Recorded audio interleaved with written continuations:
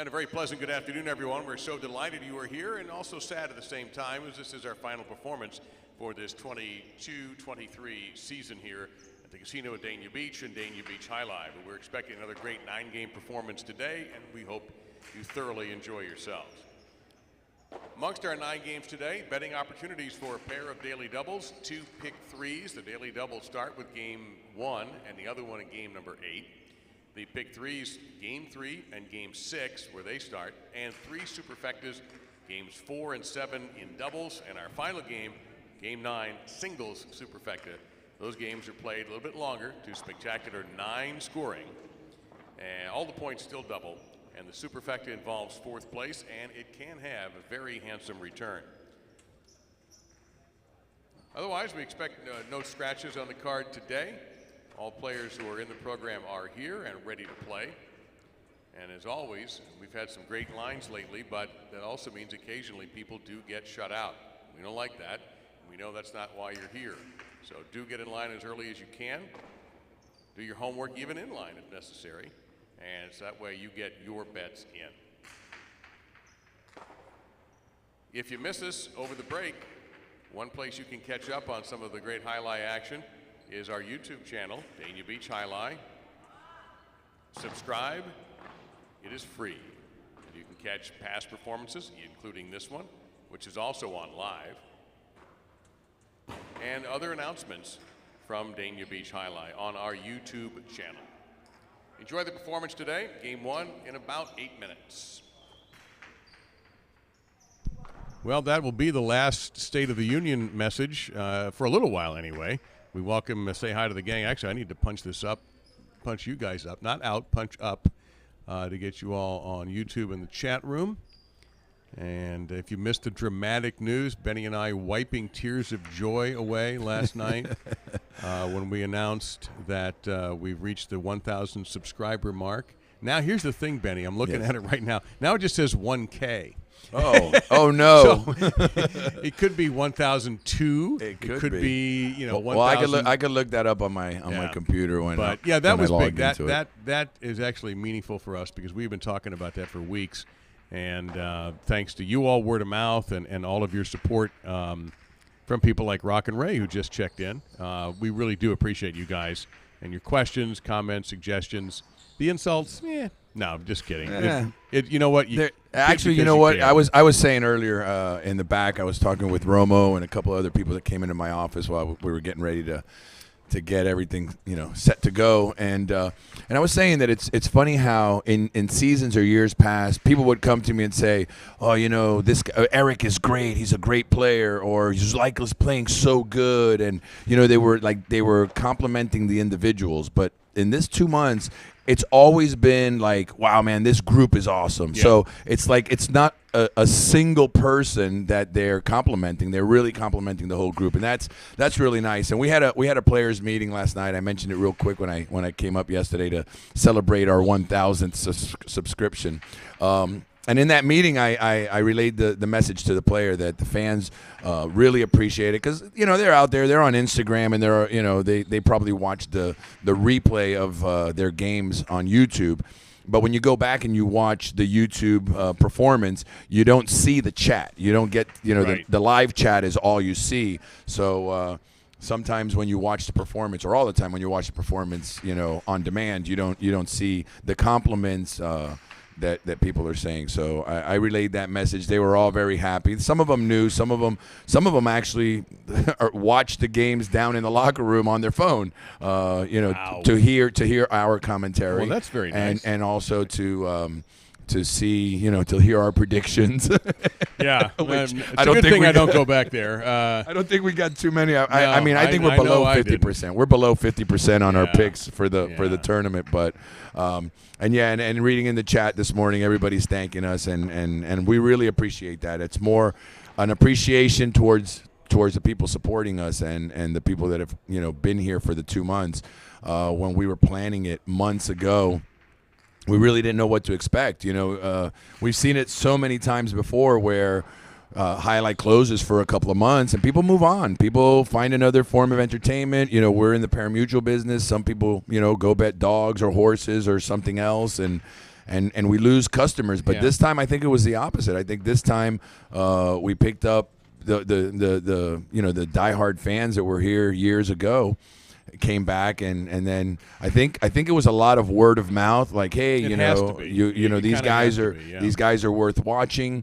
I went in the audience on Friday and Saturday, and saw some old friends, saw a lot of retired players, too many to mention here, but they were all, these are guys that have seen Alai for 30, 40 years in their lives, and they've seen all the great players and seen all the different rosters 4 minutes until our opening game. Now 4 minutes around the United States, and they were also very complimentary. So again, I said it before, and I don't want to sound mushy like one of our guys out there says mushy all the time.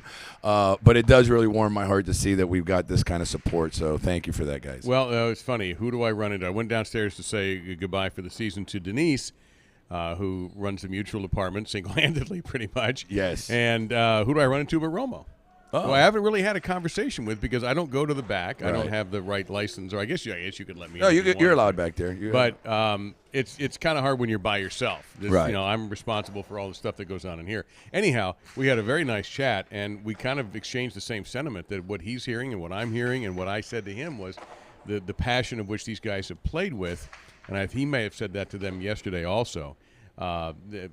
That he is so appreciative of it, and I'm appreciative of it, because to me this 2 months has flown by, and I've sat in this chair long enough to know what I think is pretty good highlight, and and I'll live with mistakes if they're made by guys who are trying their hardest. Yeah. And that's what's happening. Yeah, guys are going to make mistakes, but sometimes they're gambling when they make mistakes. They're trying something. Right. And I realize a mistake affects the public. If you've lost money because of that, I've been in that position as a fan. But that's what I've enjoyed the most out of this. We talked about it last night, and I mentioned it to Romo. I said, I watch how these guys position themselves. The fact that they get to shots that you don't normally see guys get to, or the effort. How many times yesterday did guys go streaming down the wood to try to catch a ball that was a nearly perfectly thrown kill shot, and maybe they don't get it, and it's very rare when they do, but the effort, they crashing into the screen, even getting a basket on it to tip it, takes a maximum effort. And Mandiola yesterday, now he's coming off the big high of Friday. Right. And, whatever he did to celebrate, that's his business. And yet he's in game 2, and he's playing game 2 like it was Friday night all Like over it was again. a championship, yeah. And Along those lines, Man. we were talking, and I'll leave the player nameless, but there was a player that played here, actually now several years ago, that he was so good that, when you catch the ball against him and you throw the ball, he knows when you're 1 minute to game 1. he knows when you're throwing the ball if he's going to get to it or not. That's how good he reads you when you're playing against him. So, he was branded a slacker. Like, hey, he should have ran for that ball, or he could have got that 2 walls. But and I could attest to it. When a guy throws a shot and it's hitting that front wall, and you're taking your second or third step, you already know there's no way I'm going to get this. But these guys, they're similar. They see the ball and they see where it's going, and they're like, I can't get this, but I'm still going to try. They really do. And Tejadas, you see guys, sometimes I think, wow, that guy's just happy he got it on the second bounce, and not the third bounce. But I haven't seen that many Tejadas ever caught in a season in 2 months. Never mind, I'd be here for 9 months and I wouldn't see it. Yeah. The fans I know appreciate it. And again, if you're betting, even if it's just $2, you want to get something out of it. Like you go to a casino and you say, well, how'd you do? Well, I lost $100, but I had a good time. Right. Here, if you lose 10, but whatever. But if you felt like, I was entertained, I'll come back. Then that's important for everybody in our little operation here. So that's, I think, the beauty of this group is that they have played that way, that it's entertainment and competition. And they're to be credited for that, to continue to do that. Now, I'm sure the guys are thinking about, hey, I got a big plane ride coming in 48 hours. Well, actually, I was down there talking to some of them earlier, and some of them are leaving tomorrow morning to go to Cancun for 4 days. Oh, okay. And another small group of them are going to Colombia for 4 or 5 days, and then they're all coming back to Miami to fly back home. So they got a little bit of something to look forward to now. Yeah, but I guess I didn't get and that by the email. way, on another note, before you hit that button, Well, we got to do the anthem first. Friday night, I'm not going to say it broke a record, but the in-house handle was higher than I have seen clearly this season and maybe even in the past couple of years. That's how high. I'll keep the number to myself because I don't want somebody to say that I'm giving out information, but it was a very, very good handle on Friday night. So thank you, everybody that came out and bet. All right, we're ready to start game one. It's Benny Sunday. We're hoping we get an unconfirmed special guest appearance from Big Dave Lemon, too. But it's National Anthem time. Good luck to all you guys who have a couple bucks on these games. Hope it goes well for you. All right, ladies and gentlemen, we are just about ready to begin our final performance for this season. 9 games coming up, and as always, we ask you all please rise. And gentlemen, remove your caps as we honor America with the playing of our National Anthem.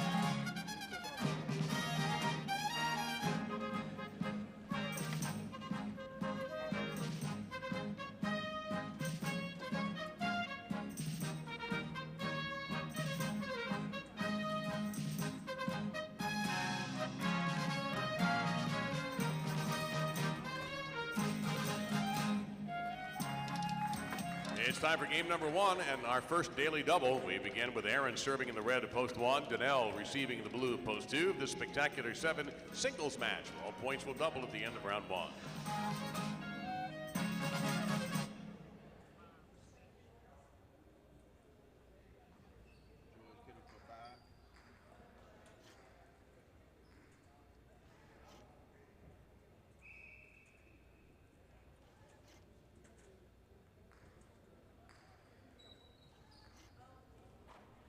And the game is on.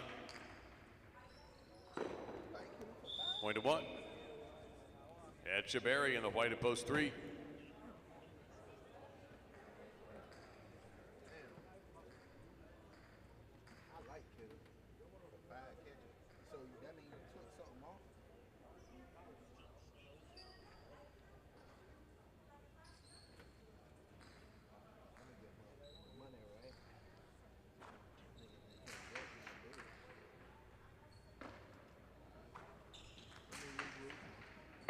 That lands out of play, point to the 1.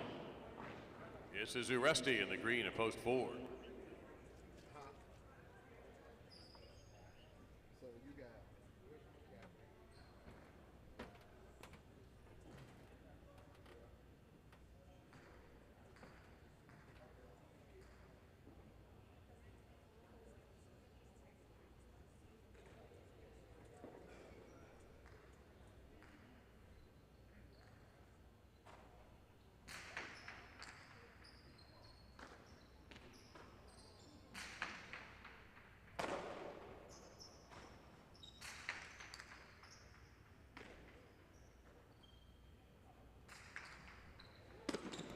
And the effort there by Uresti is just good enough to score the point for 4.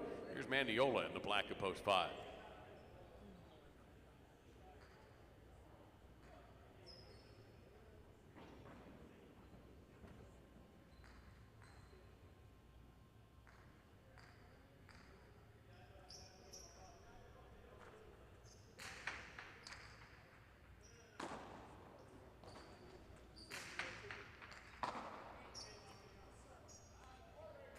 Long Tejada, and the sweep back into play by Mandiola.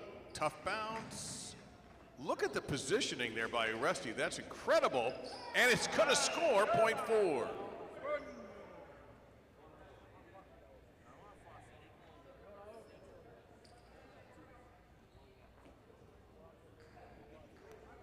Rucha in the goal to post 6.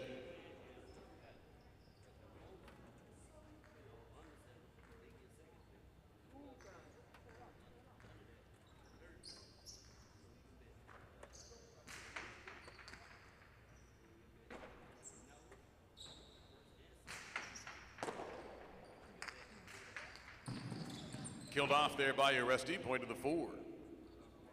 Now Vicente in the brown to post 7.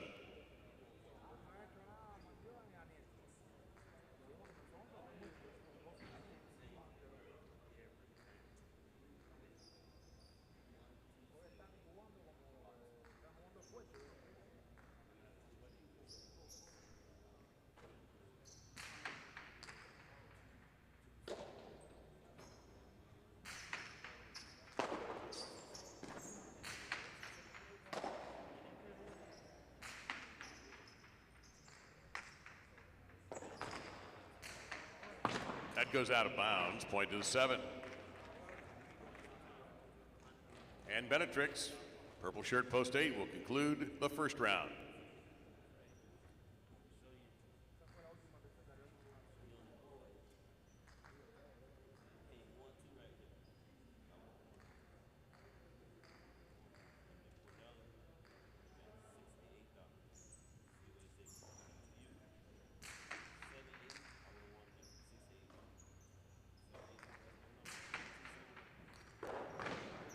And that's a point for the 8 to end the first round. Benetrix will serve to Danielle in post 2 as the points begin to double.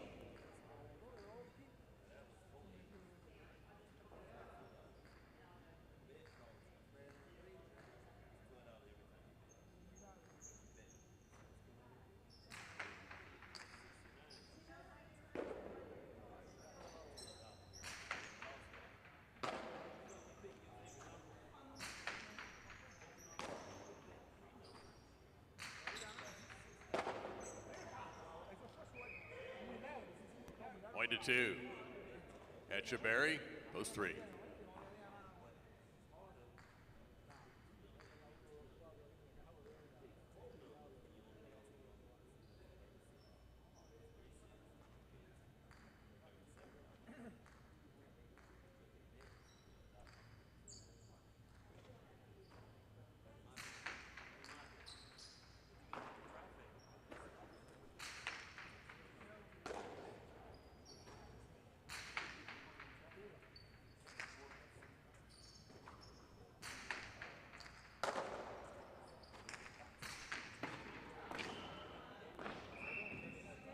That's out of bounds. It clipped the wood.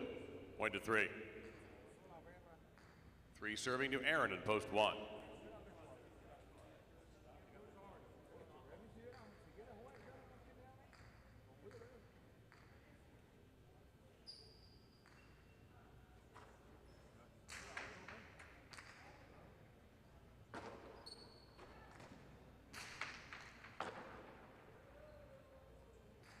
And the Tejada nicely done there by Etcheberry, point to 3. Now the 5, Mandiola.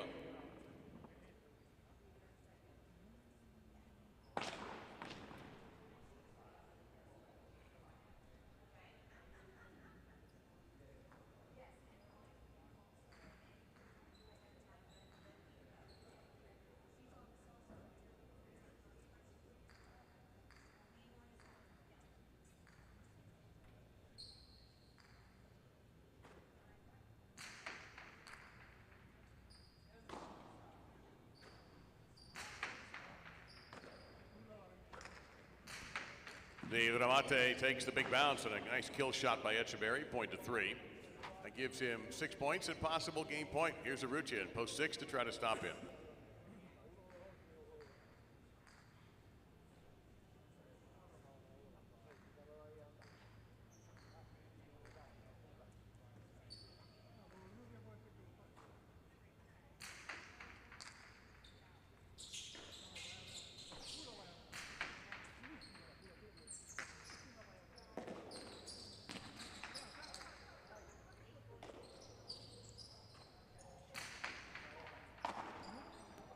Etcheberry comes up after a tough catch. High bounce grab by Urrutia.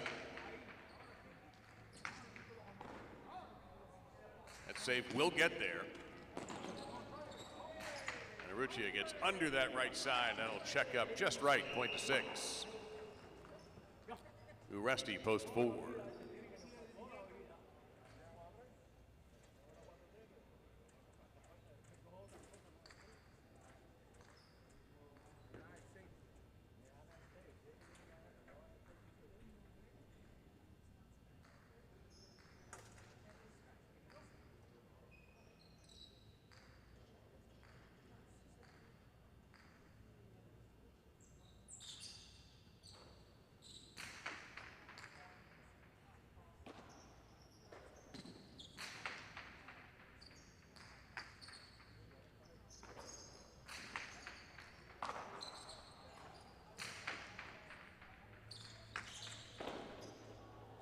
That's an incredible effort.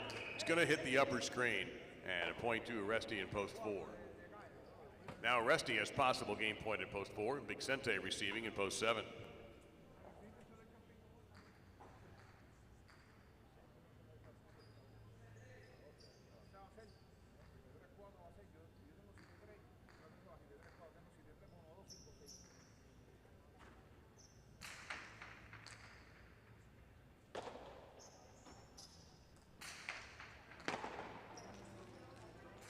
Inside placement, 1 bounce, 2 bounces, and point a game, the post 4. Etcheberry finishes second in post 3. Now the 3 players you see on the board will compete for the show position as 2 serves the 1. 6 will play the winner.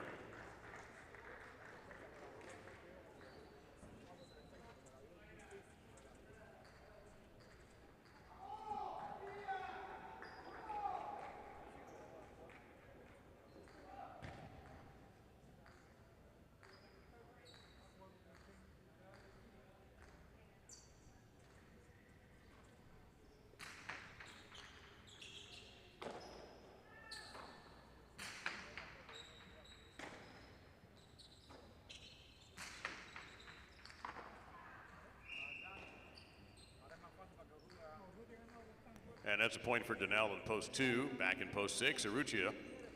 This is possible show point for Daniel.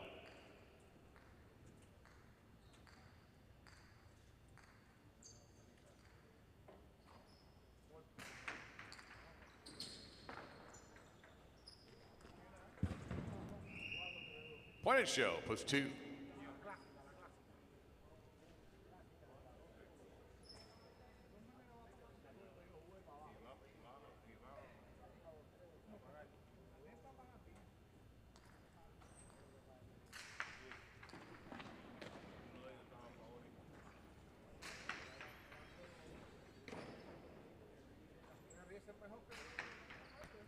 Game 1, the winner, Uresti in post 4, Etcheberry second in post 3, Daniel third in post number 2. The result official, the exacta 4-3, 85-20. The 3-4 Quinella, 49-40. 4-3-2 trifecta, $371.60. First number in the early daily double, 4. Game 2 is coming up, and we introduce you to our first doubles game of the afternoon. Played to 7 points, spectacular 7 scoring, no scratches. Windows are open. 7 minutes to post on game number 2.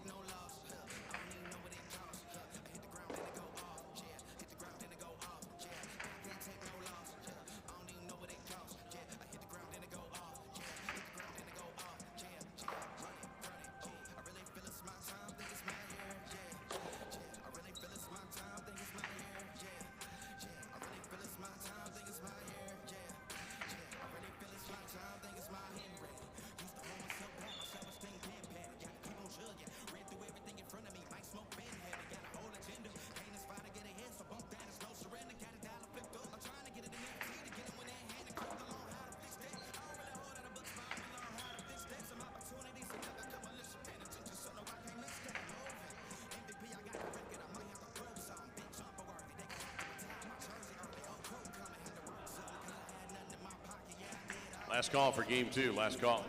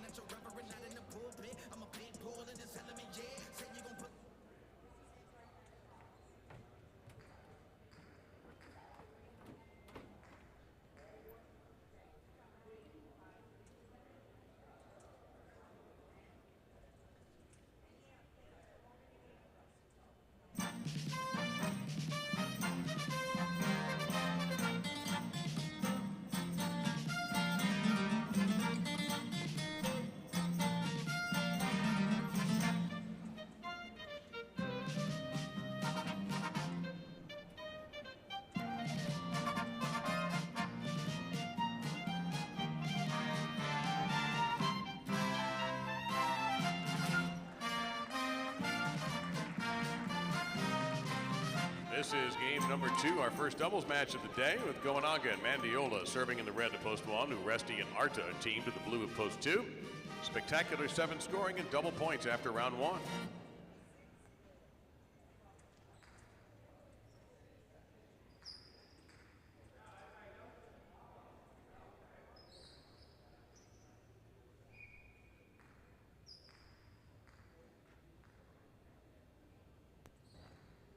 There's the serve. We're underway.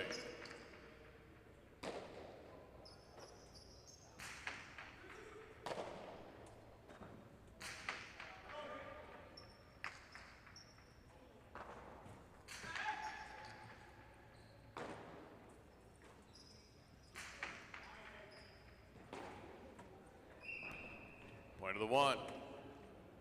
Vicente and Portet in the white at post 3.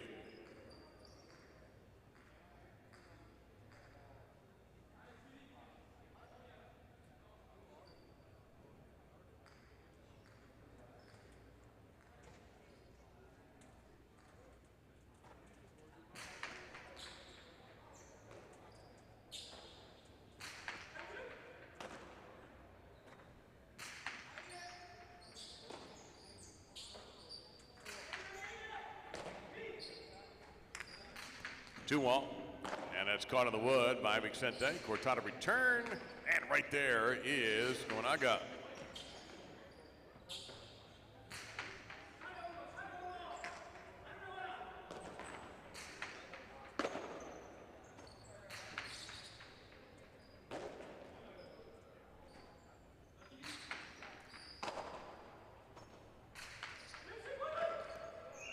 Point to 3. Echeverry and Laborde in the green at post 4.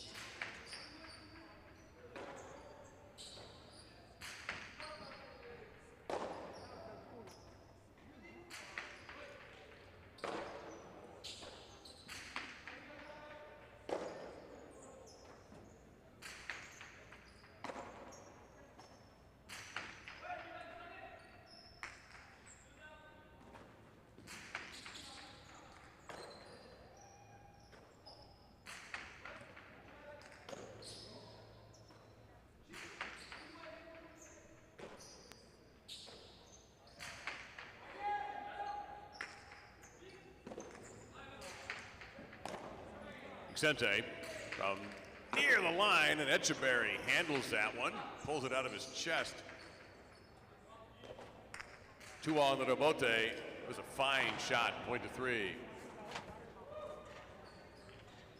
Here's Benetrix with Urbieta in the black shirts at post 5.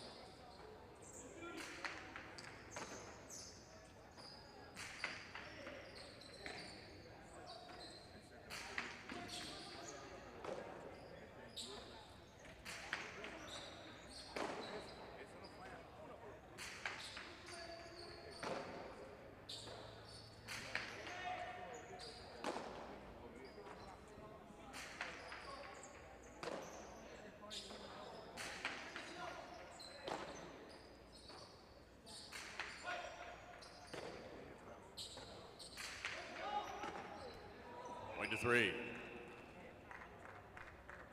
Iturbide and a tie in the second, and the gold shirts, post number 6.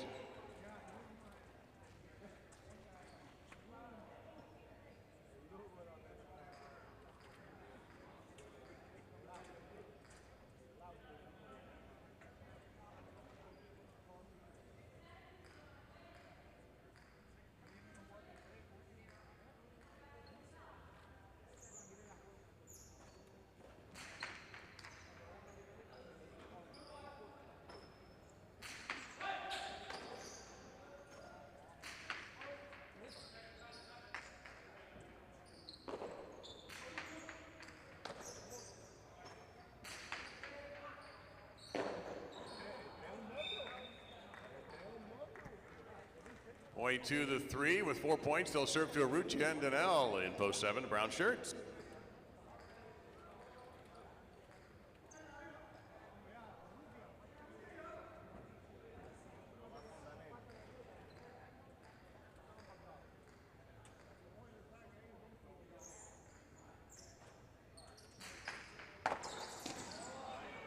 And a point to post 3.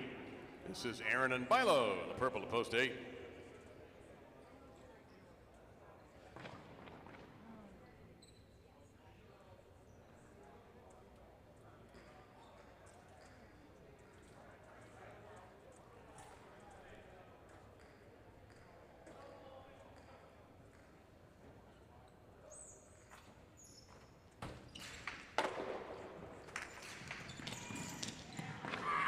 Remate by Aaron, and 8 stops the run at post 3.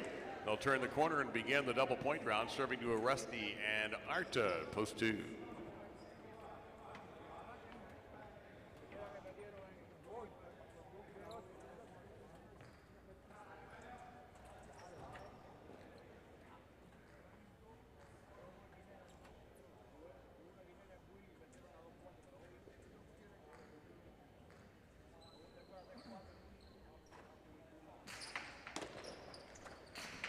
Outside ripper, fastball for a strike by Uresti, point 2.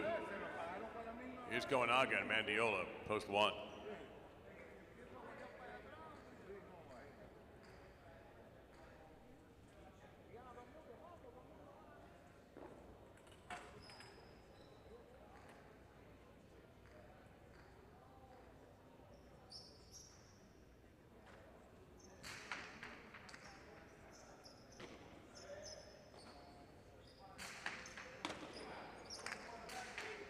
And a fine kill once again from Uresti. That's going to be 2 more for the 2.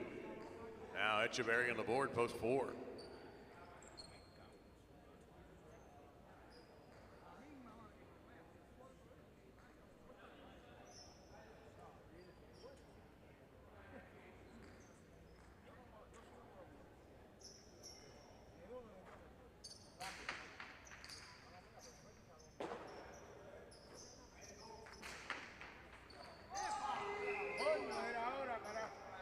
One to 4. Penetrates an Urbieta, post 5.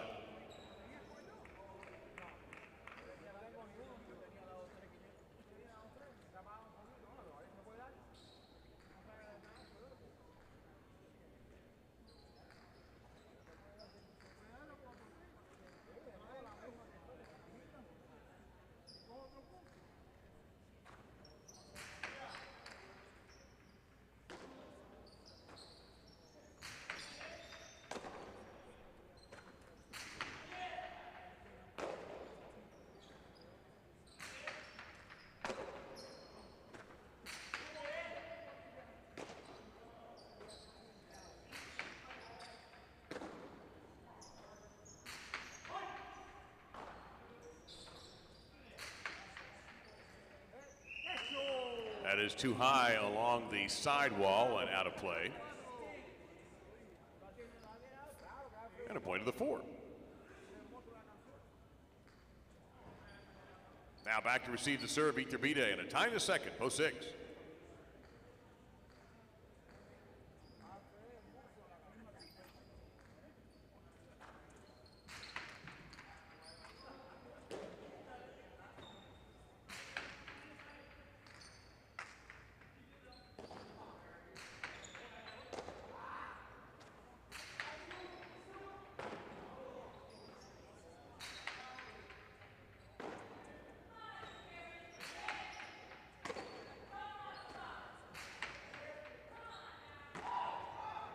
The back wall, the time to second. However, that one got away from him on the throw. Point to 4. Echeverry in the board with a possible game point in post number 4. Urrutia and Daniel in post 7.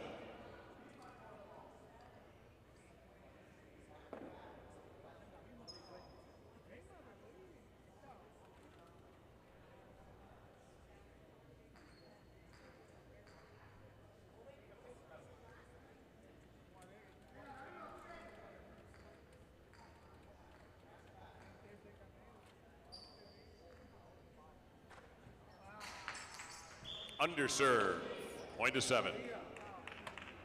And back with possible game point. Post 3, Vicente and Portet. They have the possible game point. 7 will serve.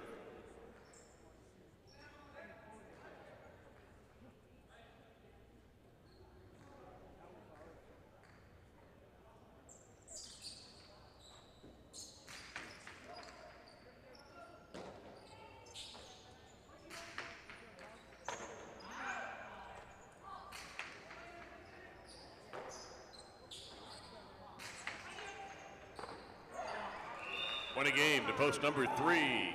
4 second, 2 shows.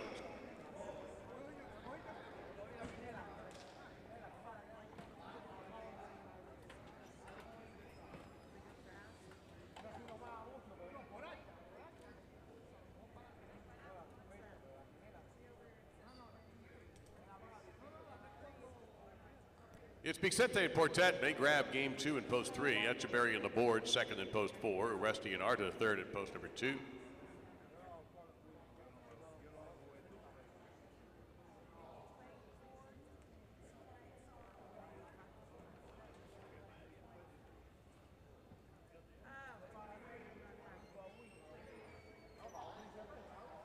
That 3-4 exacta is good for $87.40. $29.40 on the 3-4 Quinella, 3-4-2 trifecta, $201.40. And a 4-3 daily double, our first daily double of the day, $106.40. We'll have a second daily double when we get to game number 8. Coming up right now, though, is another spectacular 7 doubles match and the first of 2 pick 3s, where you try to guess the winners in games 3, 4, and 5. Again, no changes in the program for today. You've got 7 minutes until game number 3.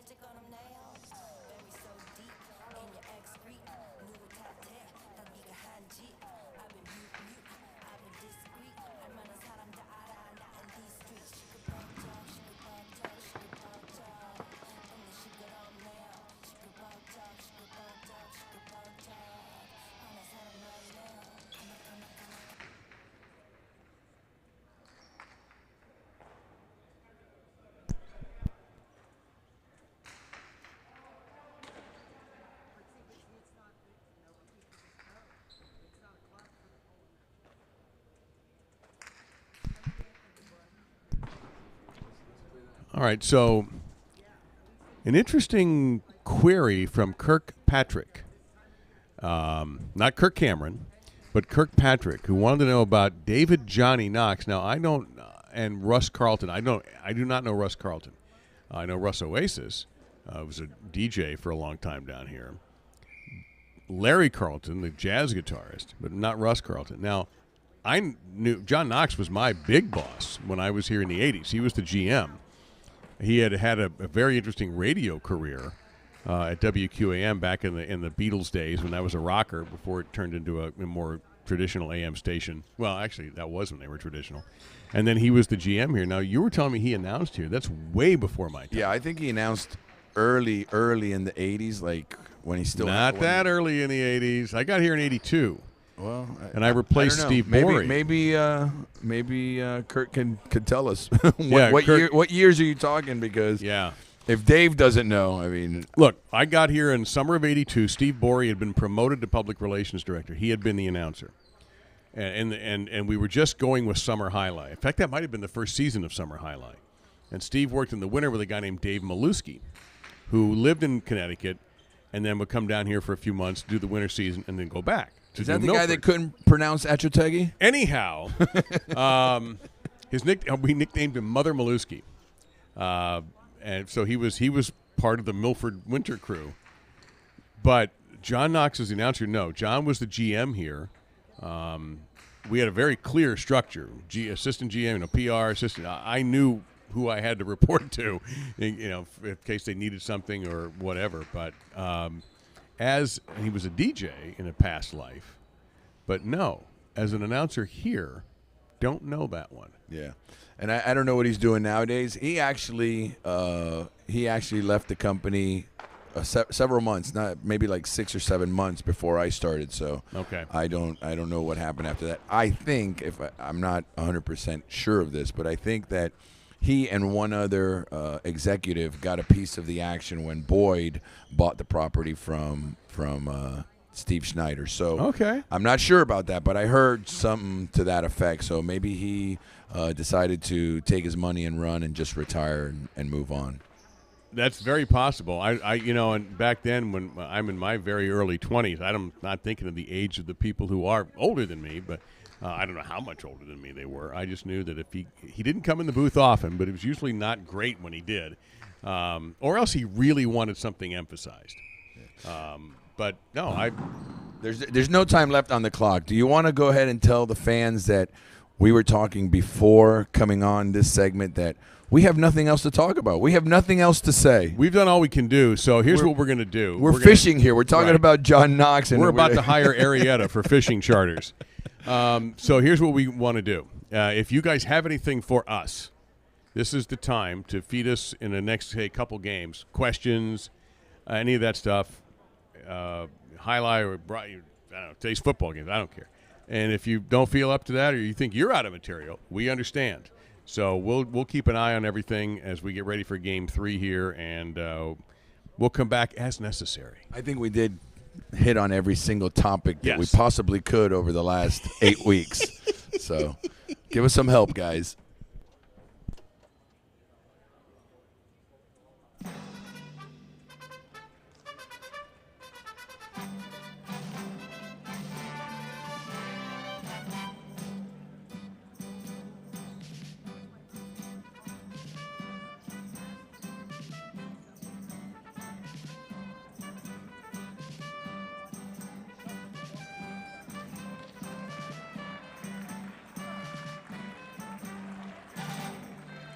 All right, it's Game 3.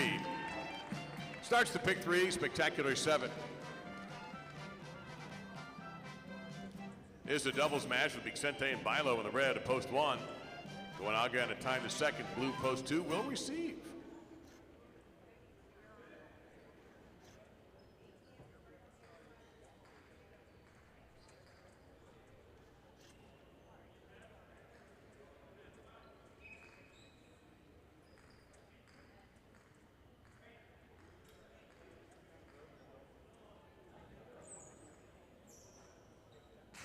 And this game is underway.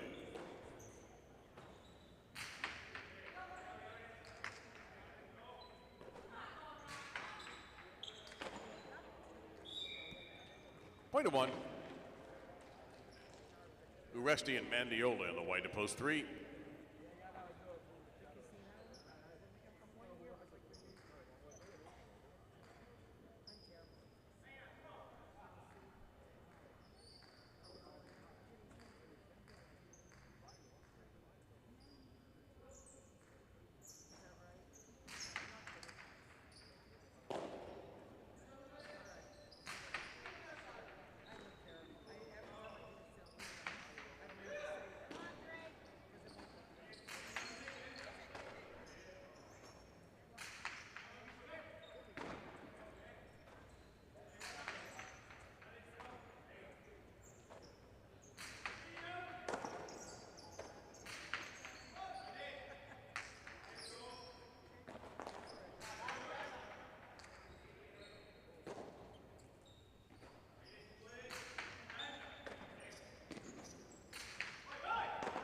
That bullet handled nicely there by Uresti.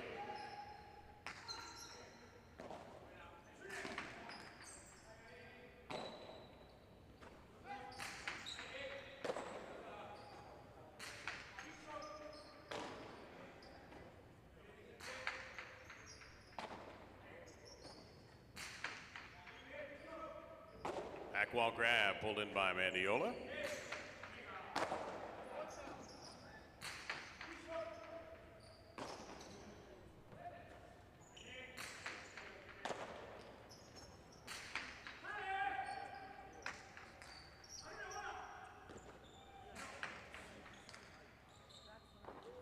That's nicely done there by Bilo. Big bounce, high bounce, hanging in tough. Bilo. Uresti inside. That's a great shot. Point to 3. Aaron and Danielle, green shirts, post 4.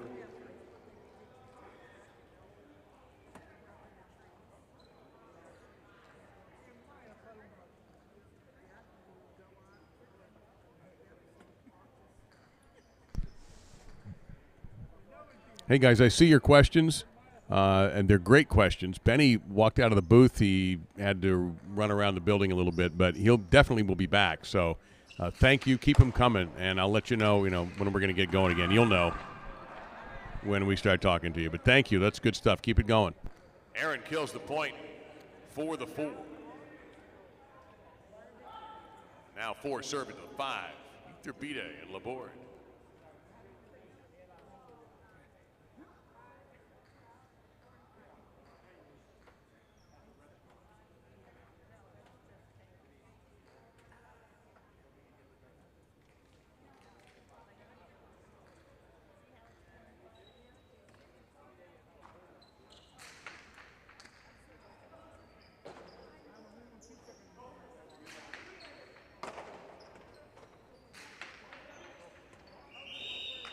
That's too high now to play. So 5 will get a point.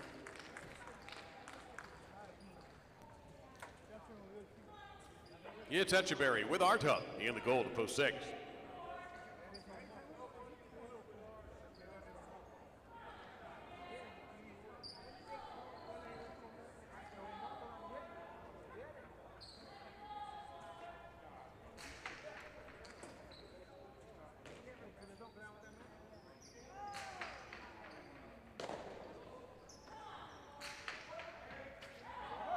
And that 2, too high along the sidewall up against one of the jerseys.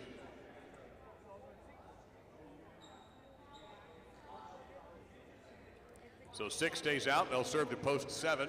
Benetrix and Urbieta.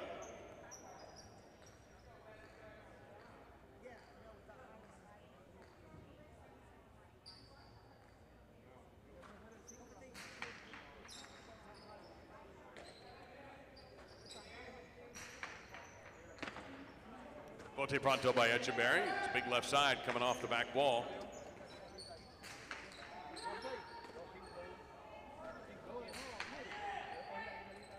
In the corner, Arta forcing the hand. Benetrix to Bote. Etcheberry closes in. Takes a little something off of that. And a wonderful placement, point to 6. Now Urrutia and Portet. Purple to post 8.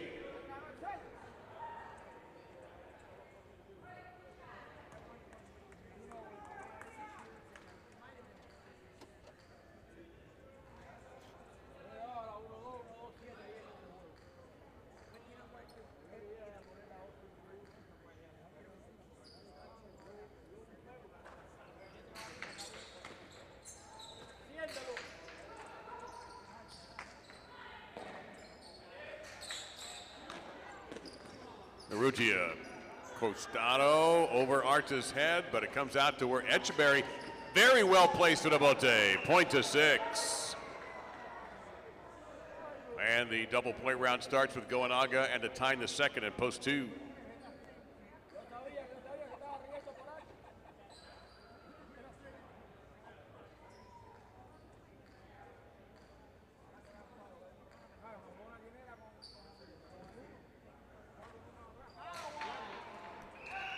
That's an overserve.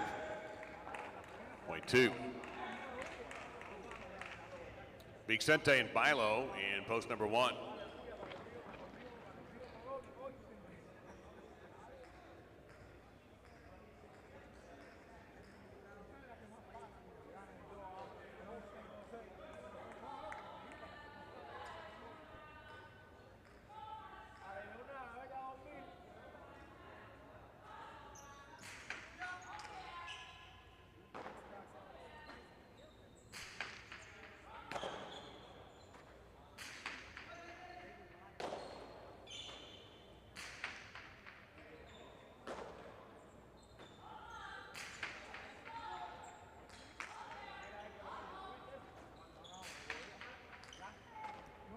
Unbelievable catch by a time the second with the right side.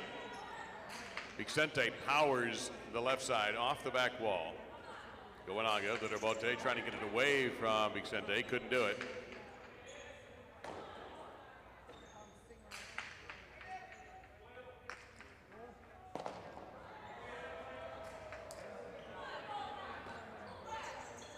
The choice is a Cortada.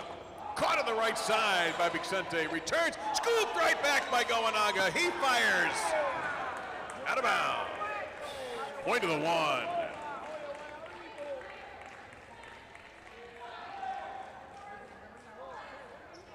Returning in post 3, let's welcome Uresti and Mendiola.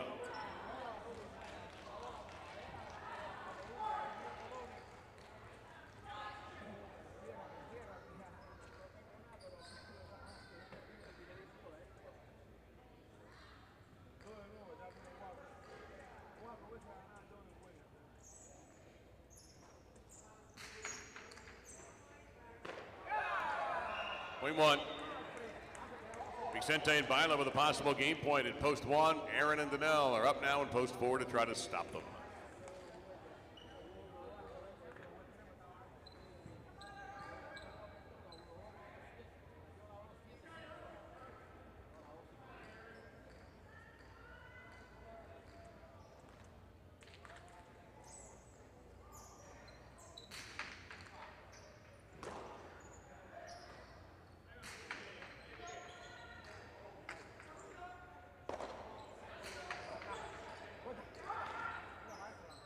Caught by Danielle, who go outside. That just barely landed in bounds.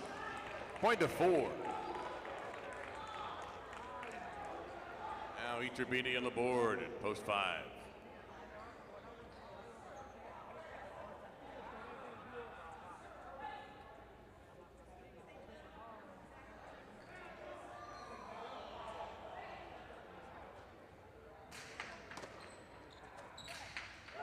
Iturbide with a ripping outside placement, point to 5.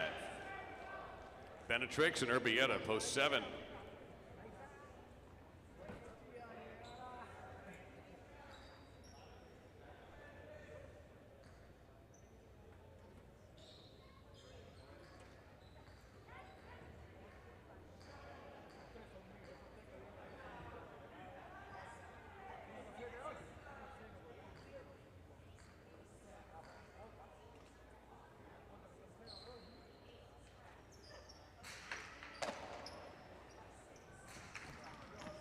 And in time, the Deata caught by the backcourt of Laborde. Let's see who's winding up in the backcourt for this point. Yeah, doesn't really matter. This is going to come out to the wood that Abote made by Iturbide. Urbieta goes over the top right side, and in his natural position, Laborde makes a fine catch.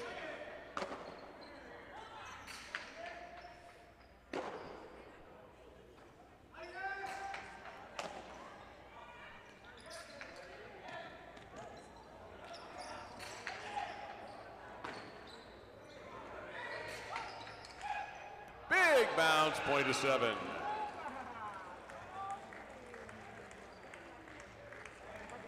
Urrutia and Portet, post 8.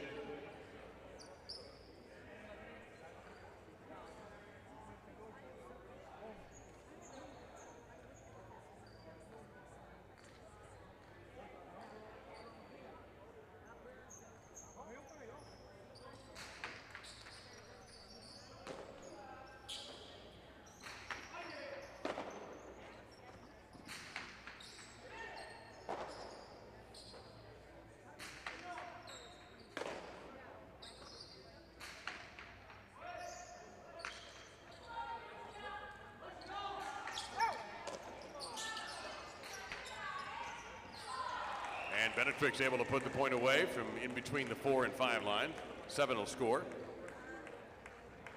Now the 6, Echeverry and Arta.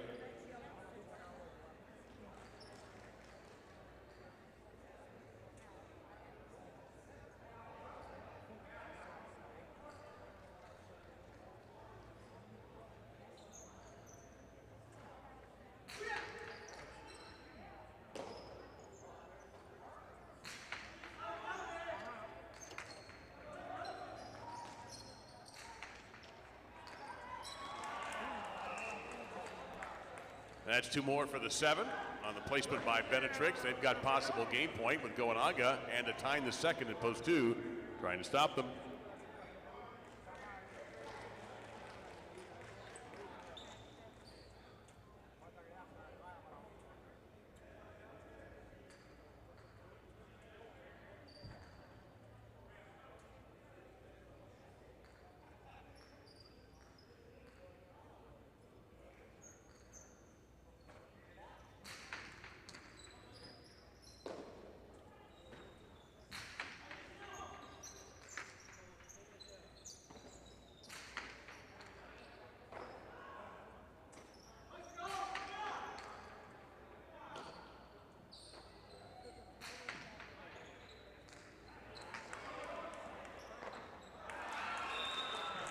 Point in game, post number 7.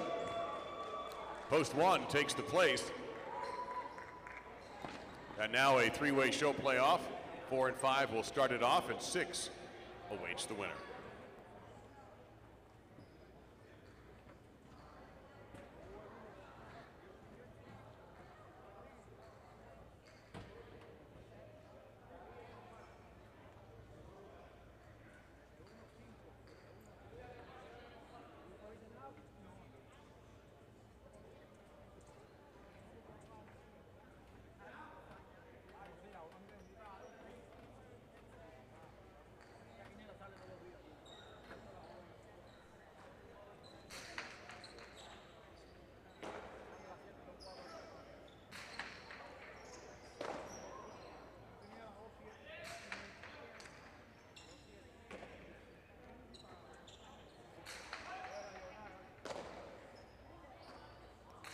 Cortana coming from midcourt.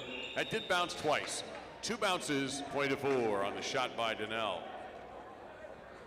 Possible show point for Aaron and Donnell in post 4. Here's Echeverry and Arta, post 6.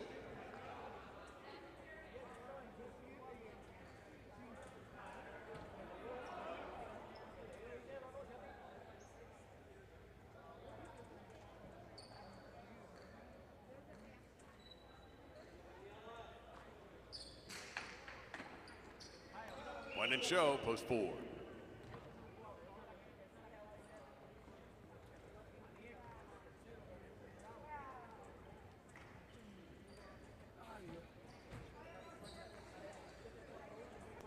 Our third game won today by Benetrix and Urbieta in post number 7. Vicente and Philo, post 1, coming in second. And Aaron and Danelle, third in post 4. 7-1 Exacta, 46.40. 1-7 Quinella, 57.80. 7-1-4 $2 trifecta, 5-5-6-40. 5-5-6-40.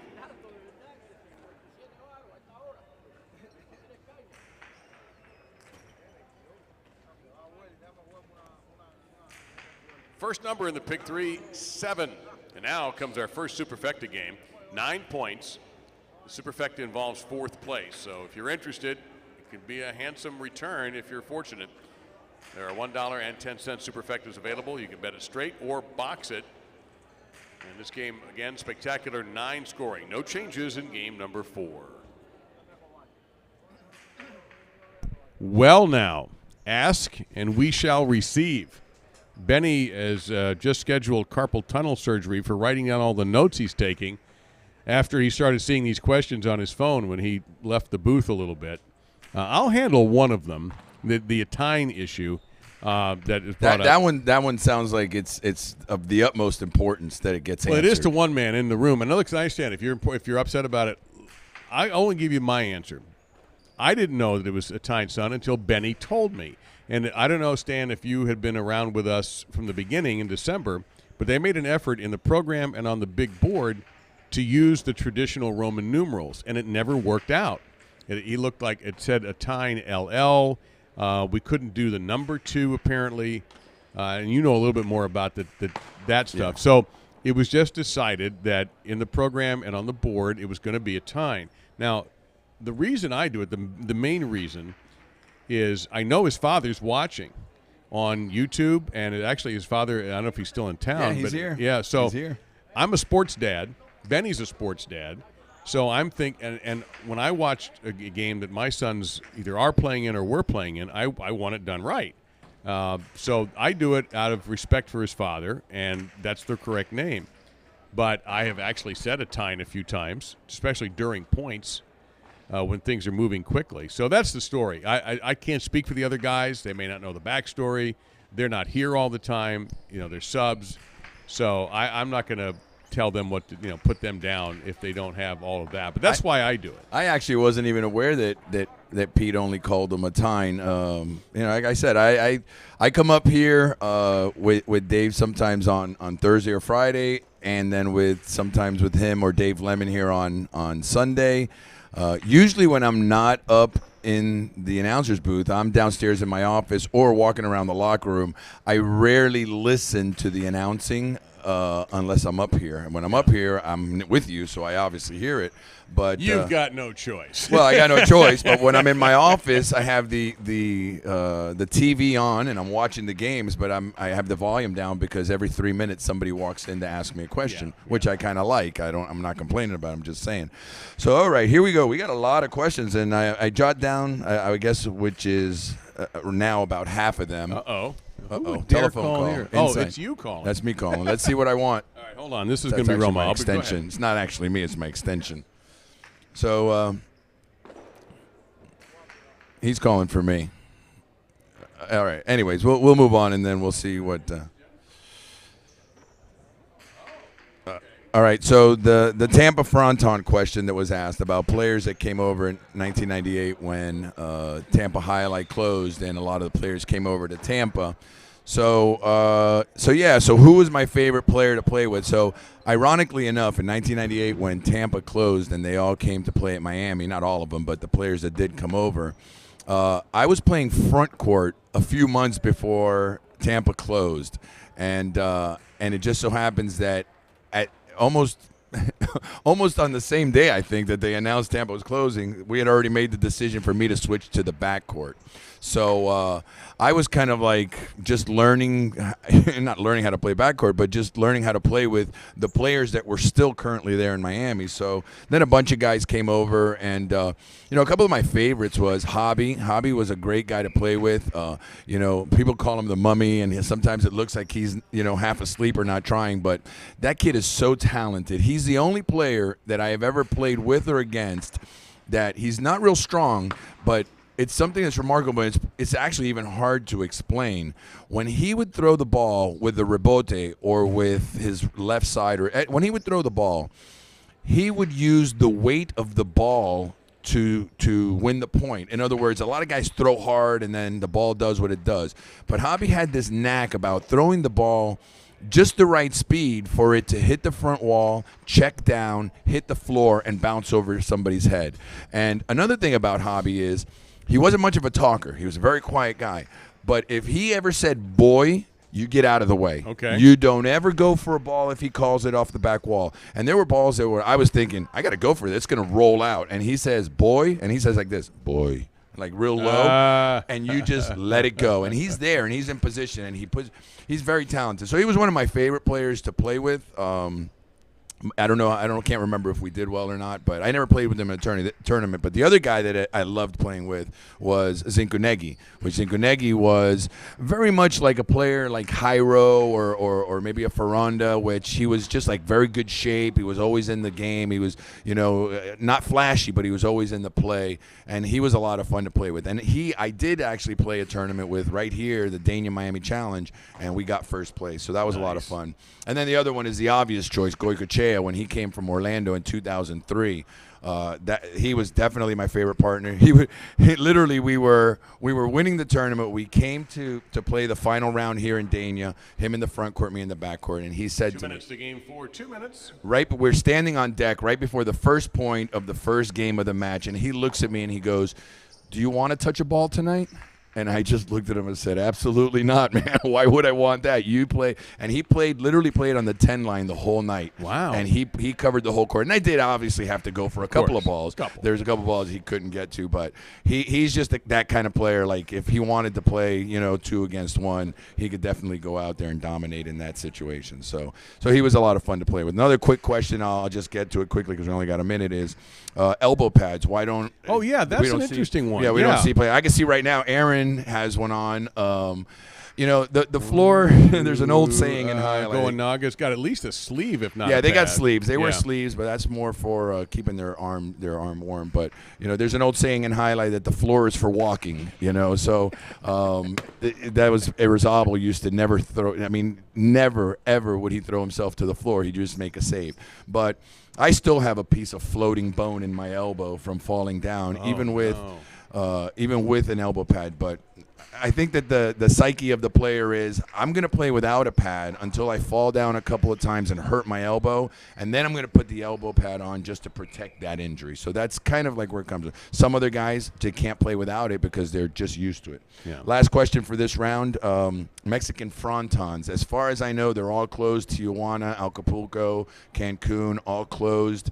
Maybe some amateur activity going on there. Mexico City is being used right now for concerts and shows, and there's always talk about doing something with Alai, but I think right now that's on the back burner. All right, are we ready? How does it look down there?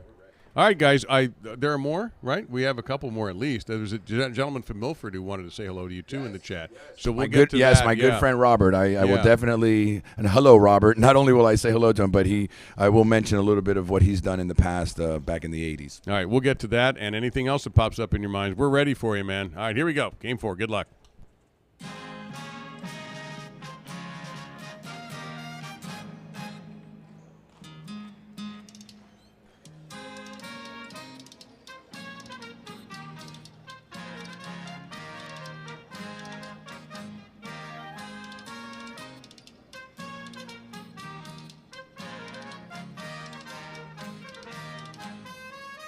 Here are the players for game number 4, our first of 3 superfecta battles today. Spectacular 9 scoring. Urrutia and Danel in the red. Post 1 will be serving to Lalou and Portet in the blue of post 2.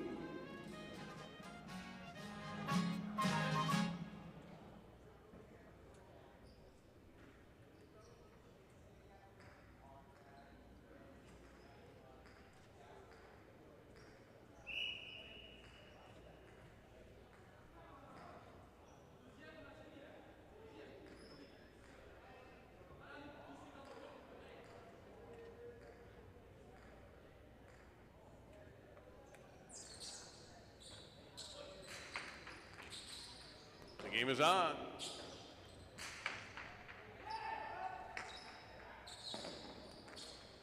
Tough save pulled off by Rutia Lalu right there.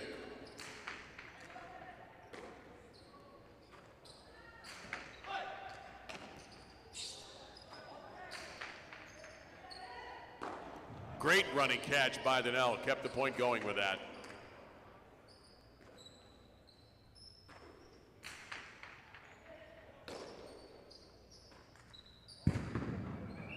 And the first point to the 2. Iturbide and Mansi in the green at post 4. Excuse me, the white at post 3.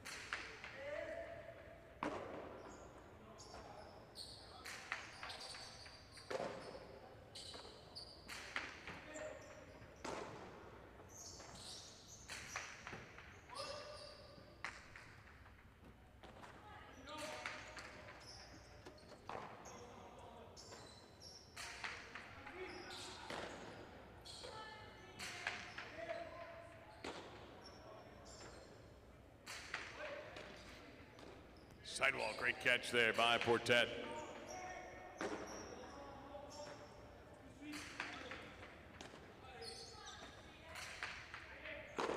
Running grab, Iturbide goes for the kill, and almost an incredible play by Lalu, but it'll be point 3.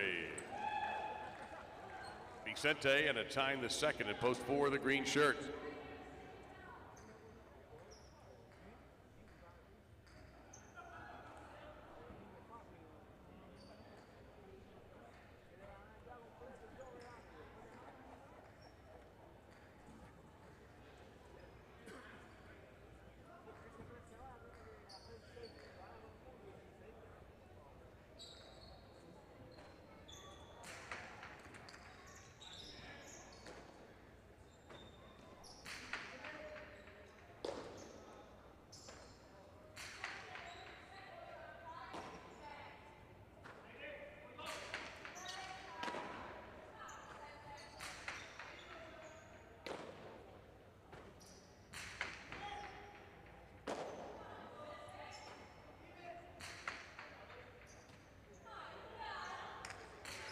Sidearm 2-wall, didn't get out to the outside. Iturbide's right there, he goes inside, and that was well read by Vicente.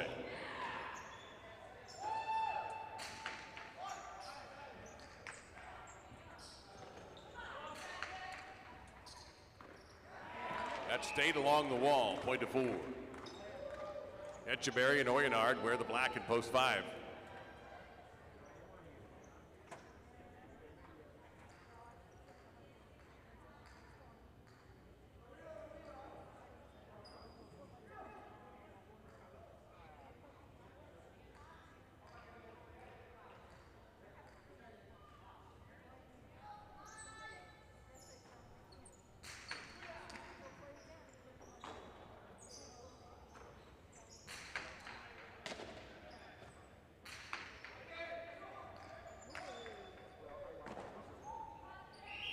You can't do that, as the song goes, point to 4. In the gold, post 6, Aaron and Mandiola.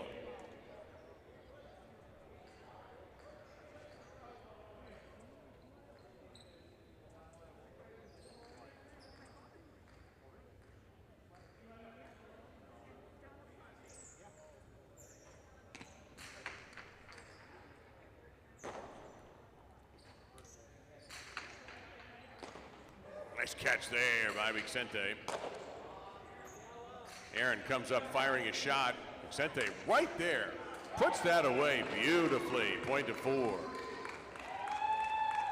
Uresti and Bilo in the brown of post 7.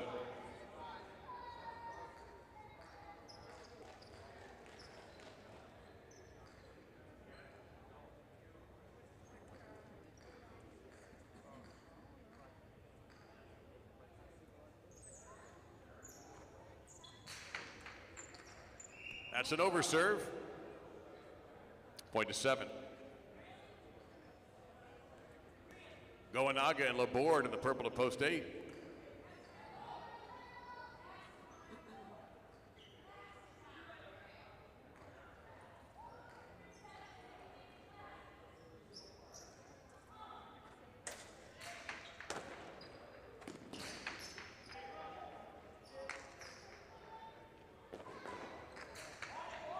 Out of bounds. That's going to be a single point for post 8. Now we'll begin the double point round. Again, the winning score here will be 9 points. 8 serving the one, Urrutia and Dania.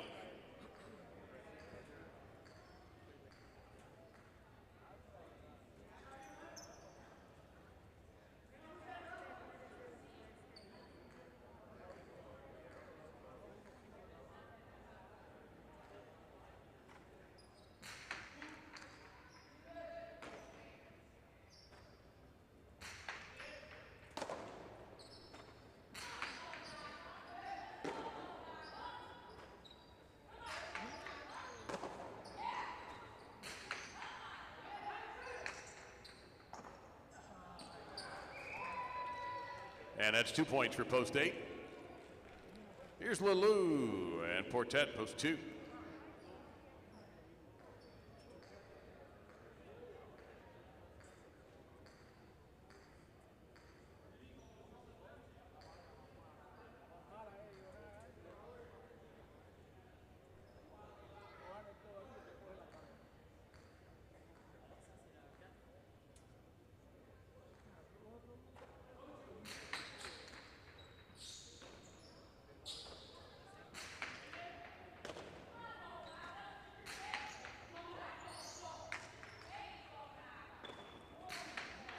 Huge rebote by Lelou, but well positioned was Laborde.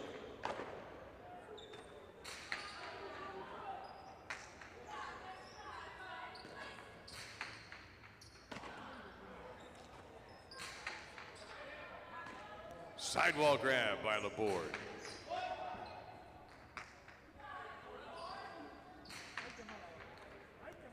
Big bounce on that Lelou rebote, pointed 2. Iturbide and Mansi, post 3.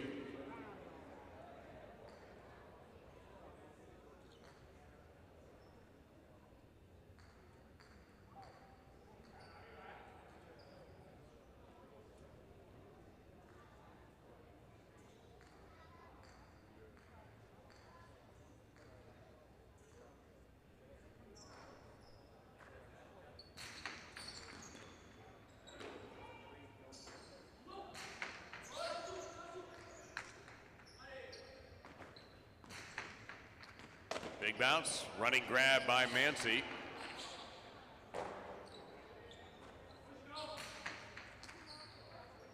Another high bounce, another tough catch in the backcourt for Mansi.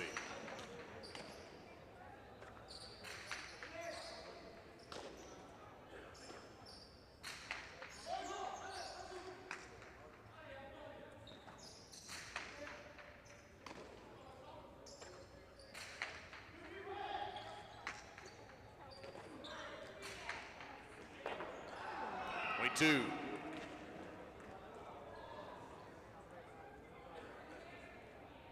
Post 2 now has 5 points, but they need 9 to win the game. Out comes Echeberry and Oyenard, post 5.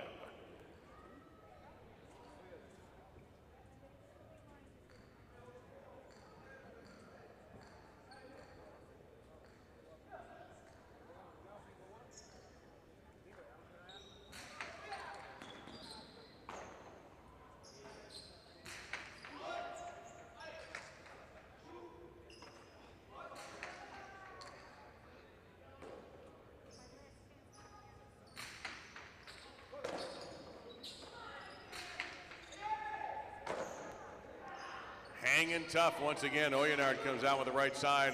Couldn't get it past Lelou though. Rips a Cortada and right there Echeberry.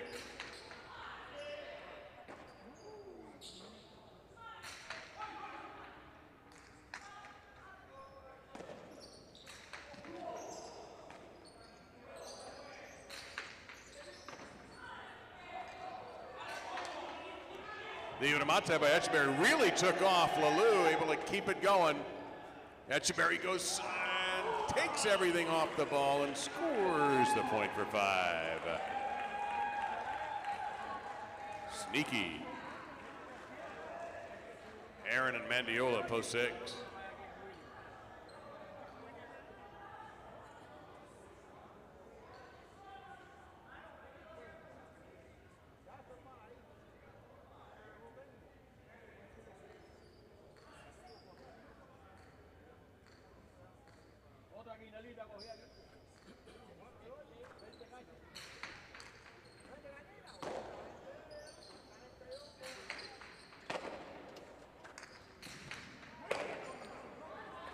Aaron powers the right side, going around the world. That's well placed by Aaron, point to 6. Sente in a time to second, post 4.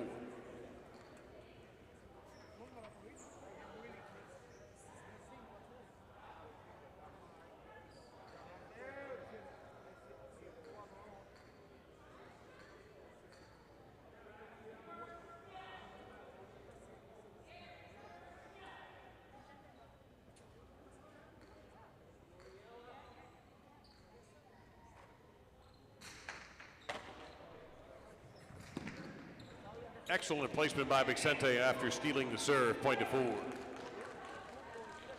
Uresti and Bilo, post 7.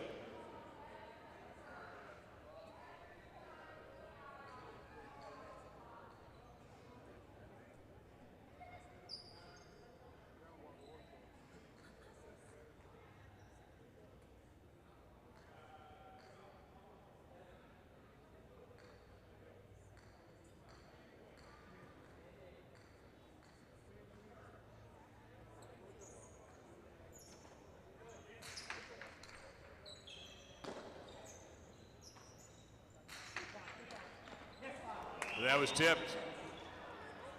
Point 27. Now post 1, Arrutia and Anel.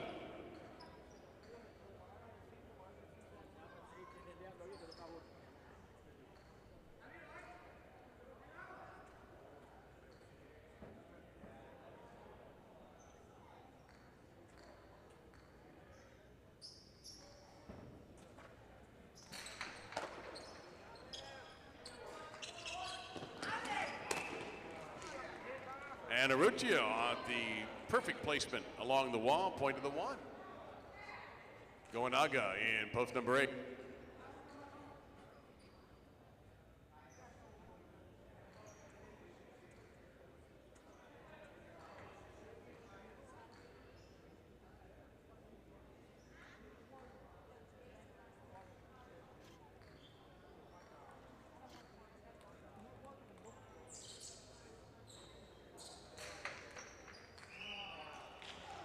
Overserve. 8 picks up 2 points. They'll serve now to Iturbide and Mansi in post 3.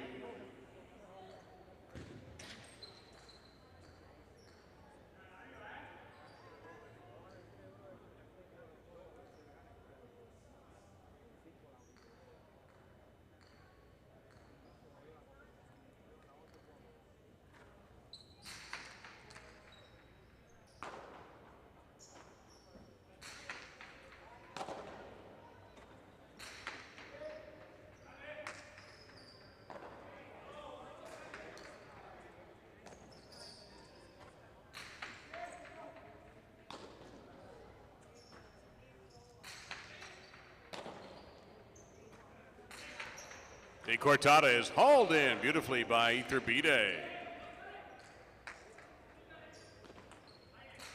Good Vinabote by Goenaga, and look at Mansi climbing the wall to make the grab. Left side puts Laborde on the run, but he's there.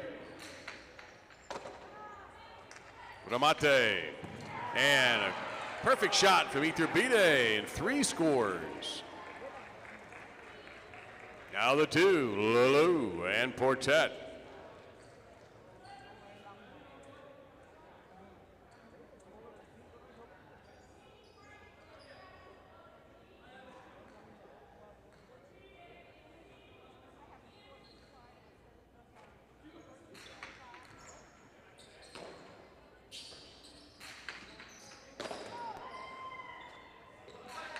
for the high bounce, but it's handled by Portet. Only 2.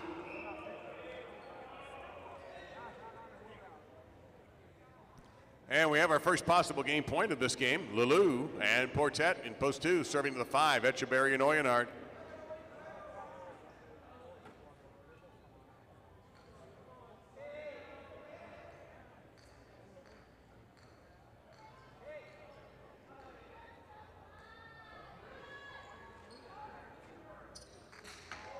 That's an illegal sidewall serve. Point to 5. In a Quinella game, the serve must hit the front wall first.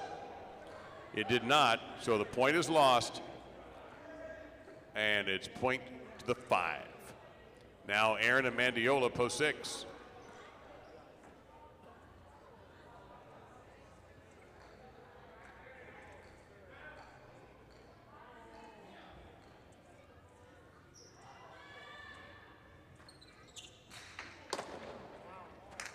Aaron Ramate, and 6 scores.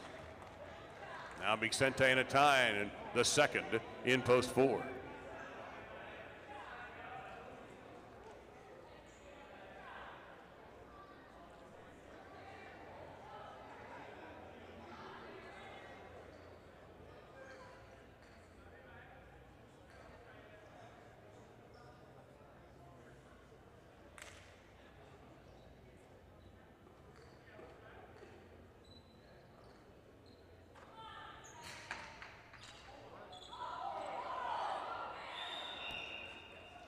Strong service, point 6. Oresti and Bilo in post 7.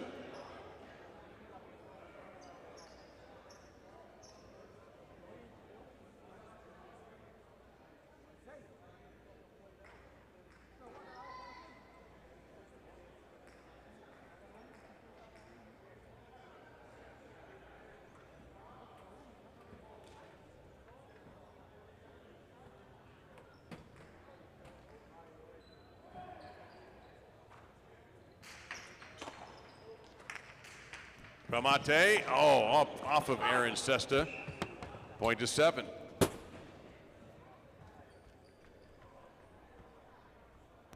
Seven serving the 1, Urrutia and Dania.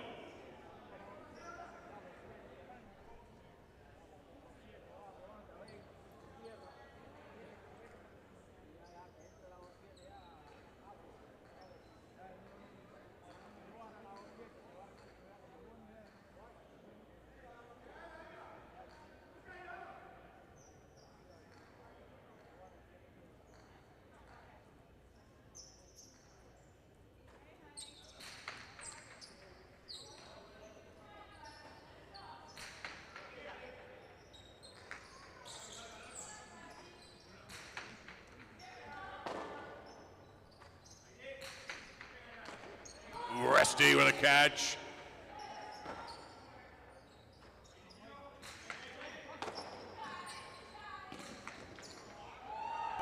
All right, Janelle made the grab, crossing the wall. That's not an easy catch to make, and 1 gets the point. Now going Aga and Laborde at post 8.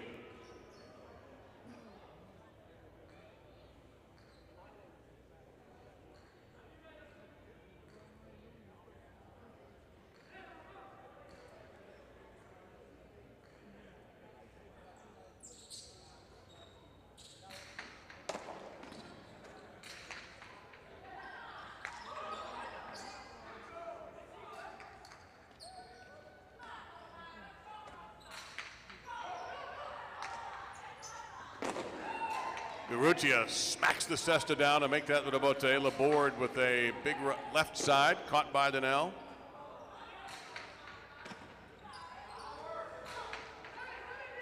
Heavy duty right side by Goanaga. Urrutia back, hooks the Rebote a bit. Goanaga's on it. Cortada, great shot. Point to the 8. Possible game point for Goanaga and Laborde in post number 8. Here's Iturbide and Mansi, post 3.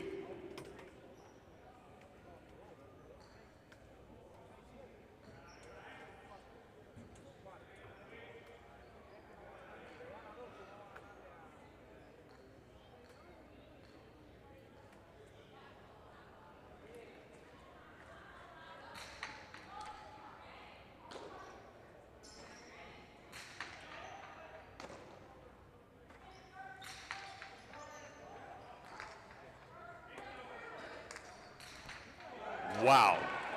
You can't beat that shot. Point to three, Iturbide with a masterpiece for the Mote. Now, once again, it's Lelou and Portet out of post two with a possible game point. This time they're receiving the serve.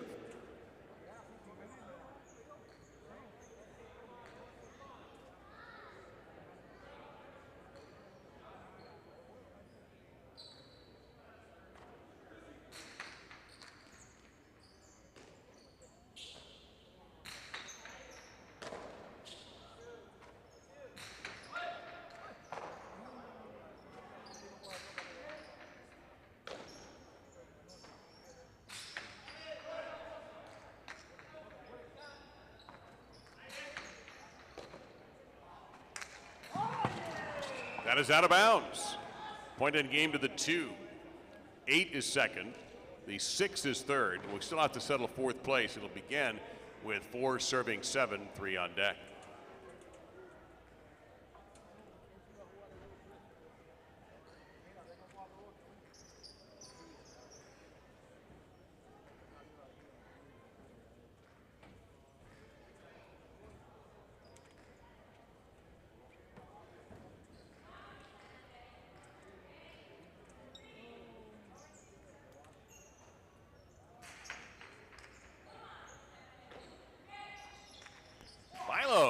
Playful from the backcourt. Vicente runs up to make the grab, and no, that was almost pulled in. Point to 4. Vicente in a tie in the second now with a possible fourth place point in post 4. Here's the 3, Iturbide and Mancy.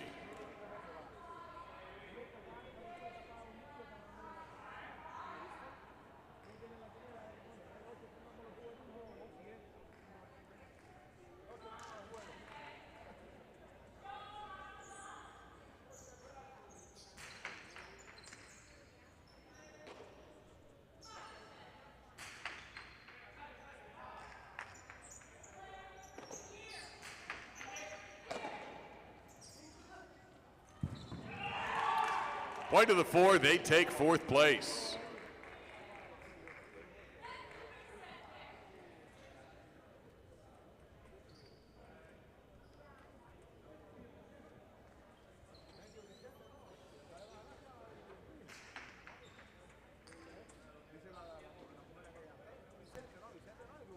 So this time all the even numbers make the board. Lelou and Portet. Post 2 winners. Post 8, Goenaga and Laborde second. The show to the 6, Aaron and Mandiola, and 4 is fourth. Vicente and Atine the second.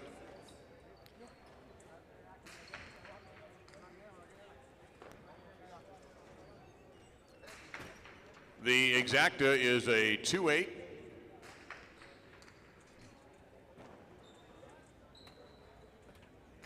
$136.40. Quinella 2-8, $66.40. 286 trifecta for $2, $1,093.80. And the $1 superfecta 2864, $801.20. The 10-cent version, $80.12.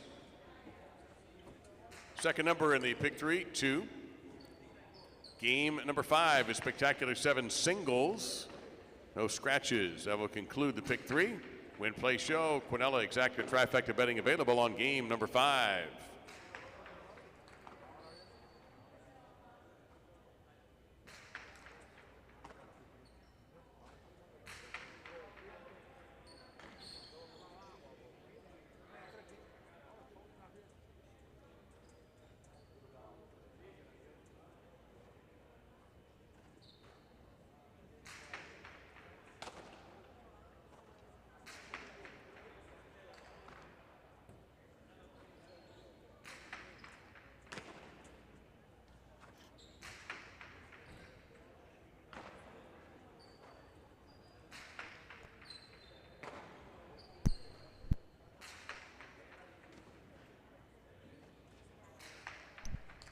All right, so we're back 6 minutes to game 5. Dave is doing his administrative work, putting in the stats. No, let's really be honest. Answering texts. My wife texted what we need from Publix for our AFC NFC championship small gathering of friends and family today. So I had to answer that, every person on the air who is married understands exactly You're why. lucky you work at the casino at Dania Beach and for Benny Bueno, because I hear that at Magic City you're not allowed to be on your phone. Well, then those That's guys what I'm must be hearing. bachelors.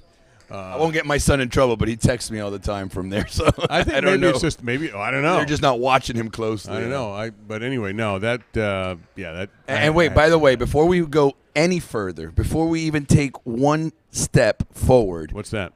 I want to acknowledge the fact that you are a great man.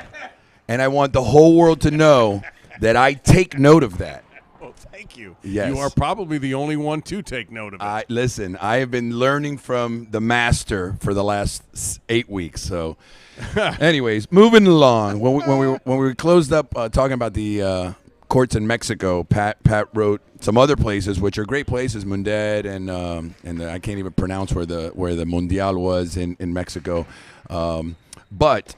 I thought we were talking about professional venues, but yeah, those places are still in effect, and there's a lot of great Mexican players, older guys that play there. I know Cancun is also has a program teaching kids, so yeah. Our friend Lauren Harris, the late Lauren Harris, who died tragically way too soon, yes. was helping out. Yes. And working with youth in Mexico, teaching them the game. And Lauren Yes. played professionally, and Rockin' Ray actually, when he was here, he was telling me that he was going there in a couple of I guess weeks after he was here for a tournament, and he's very in tune with the owners over there in Cancun and knows the program well. So anyway, yeah, I thought we were talking about professional venues, but yeah, there's still a lot of places in Mexico where they play. So yeah. So and also Pat, he's very curious to know who I'm trying to coordinate something for November. It's very premature. I've been in this position before where we start talking to people and for whatever reason it doesn't come to be. So I'm going to kind of keep that a little bit tight-lipped at the moment. But I can guarantee you one thing. If this goes through, everybody is going to be extremely happy that it's happening here at Dania Beach, Alai. I was a little disappointed when the World Cup in Cuba was canceled because of the uprise over there. They were going to have something in Cienfuegos, I believe it was, in Cuba about a year or two, and they moved it, and they were looking for a venue, and I was like the little kid in the back raising my hand like, pick me, and they went to Miami Alai, and then after that they went to the places in Mexico, and they didn't even ask us. So I was a little disappointed about that because I thought it would have been a great place, and I did talk to a couple of the players that went to that court in Mexico. It was an outdoor court. It was 54 meters, a big court, and it was a hardball court, but they said it was very strange and not good bounces, and the walls were not great. But anyways, enough of that. Someone here wrote that the gentleman that was asking about the announcers, he kind of touched a little bit, but he mentioned Larry King coming up into the booth, and you and I talked a little bit about that. He said that he came up to the booth asking asking for somebody to lend him $50. Oh, that's a Neil Rogers joke. To go bet, and That's he said a that. Neil He said that Rogers it made joke. some Yeah. Neil Rogers. Yeah, I'm still a Neely, by the way. I have the app, not the app, but I have the soundboard buried in my phone someplace. But I never saw that. I'm trying to remember. We had a few celebrities. I remember in my first go-around, this is the mid-'80s, Louis Anderson was in here. Yeah. Yeah. He was a stand-up comic at the time, and I've never seen anybody more enthusiastic in my booth than Louis Anderson. Let's leave it at that. My favorite was the great Don Adams. If you remember his show, those of you a little older like me, Get Smart. It was a Mel Brooks takeoff on Spy TVs, and he came out, and he apparently had a granddaughter or a daughter who lived in Miramar, and she was having a baby. So he came here, I guess, one night, and they brought him in the back. The players all went nuts. They all seen Get Smart, and they brought him out to throw a ball on the wall, and he almost did it, which was very surprising. Yeah. He'd never done it before. Some people pick it up real easily. All right, so we got a couple more questions. I'm going to zip through these. All right, go for it. Zip through these because we got a minute. And I just, from up here in my bird cage view, I just saw my wife. Oh, wow. My son, which is a player which plays under the name of Bueno, which I think is very disrespectful because she should have played under Benny the second, exactly, and he decided to play with Bueno. But I exactly like Atine the first, the original, should have trademarked my name. There you go. Because now there's some other kid which I like a lot. He's a great kid, but he has no relationship to me, and he's playing with the name Benny. So I try. Oh, here we go. Oh, just missed. I kicked and screamed, and I said, no, he's got to play with Benny the second. And they said, look, you're retired, you're old, you got no say in this. So now this great kid, Benny Lang Hangs, he's playing with Benny. But anyways, that's not the point. The point is that Bueno, his wife, my grandkids, and my wife just walked in the building. So I'm going to take a game off and sit with them and chill. Oh, man. And by the way, whoever came up with the Super Bowl joke, a salute. Oh, that was great. Yeah, that was good. It is not the Super Bowl. It is the big game at the end of the year. Or, as we like to say here at the casino at Dania Beach, home of Dania Beach Alai, the best in professional Alai, Super Bowl 57. There you go. All right, I'll get to these questions later. We have some good stuff, but I'm going to go visit with my family for a bit.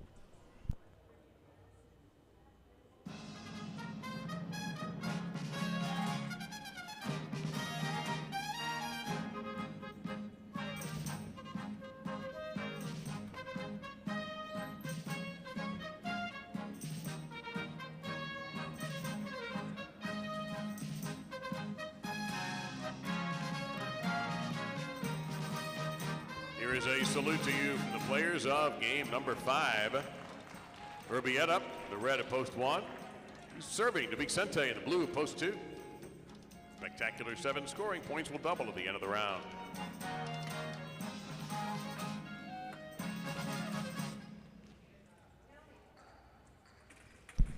Hey, Kaga 143, that's exactly what I said when he missed it, because I loved that show. So you better believe it. I absolutely said missed it by that much.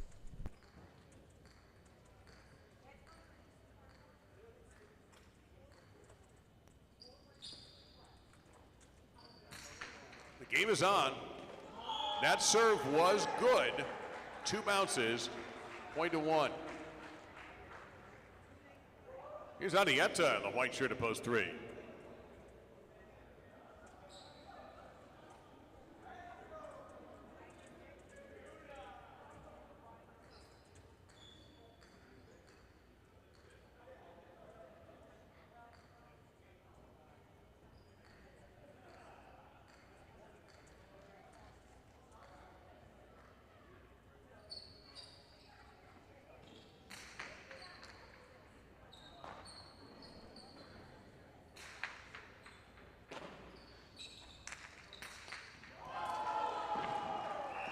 Well, that's a 2-all winner by Urbieta, 0.1.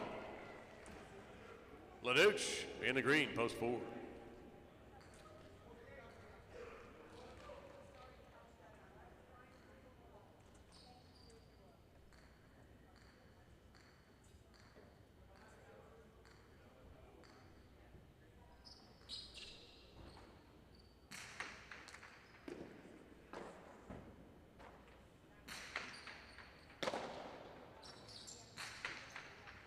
Big right side there will come out for Leduc.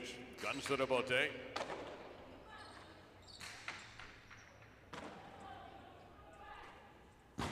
0.1. Suleika in the black at post 5.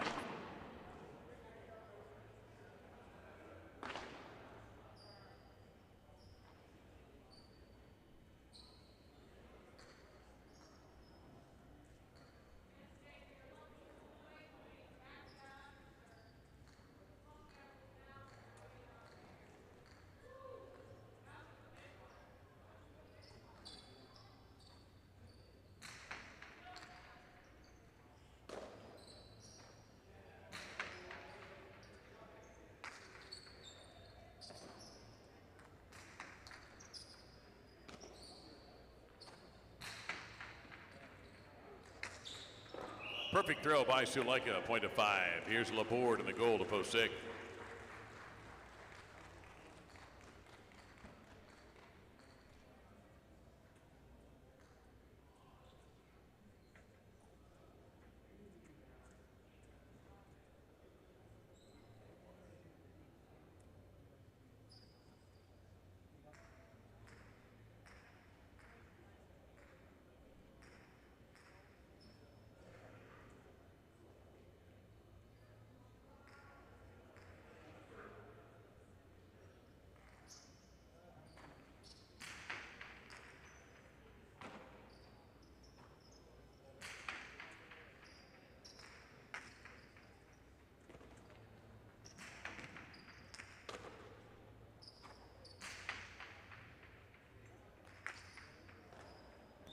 Point to Laborde.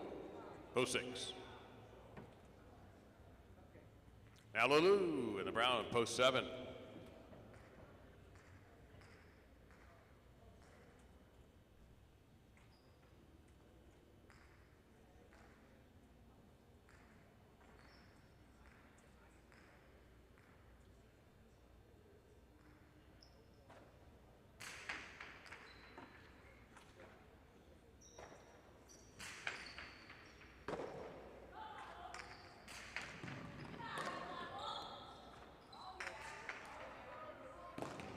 That was caught before the second bounce by Laborde. Drives Lulu back. Lulu makes the great effort, but point to 6. Here's Arta, the purple of post 8 to complete the round.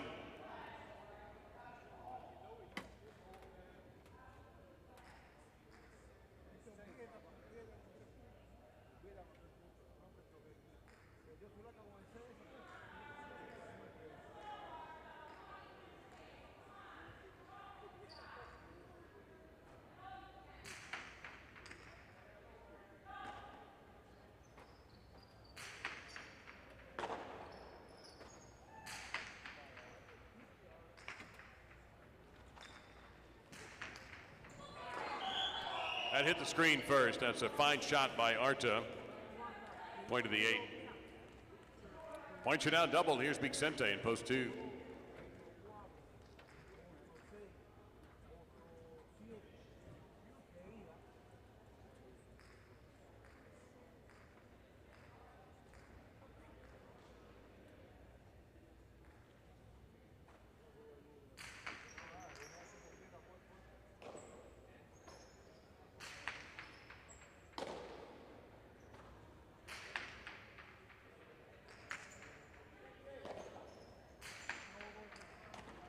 Arta, fine grab at line 8.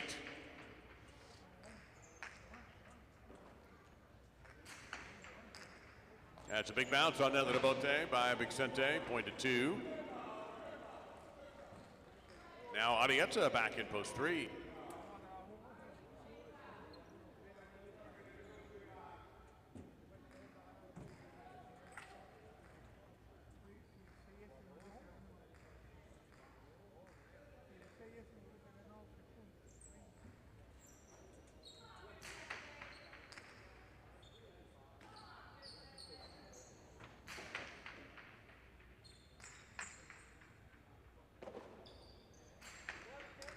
That's another high bounce for Vicente, point to 2. LaDuche in post 4.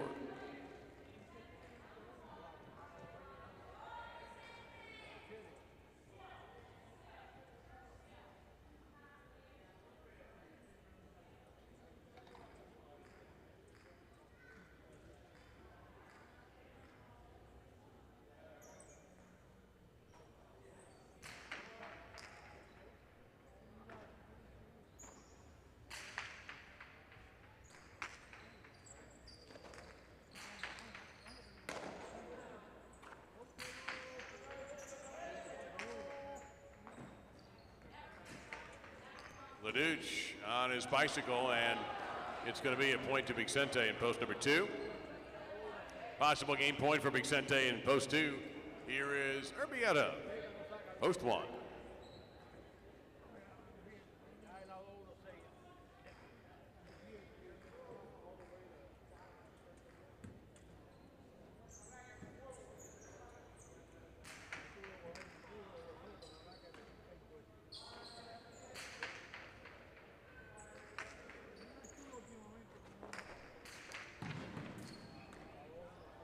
That's a winner.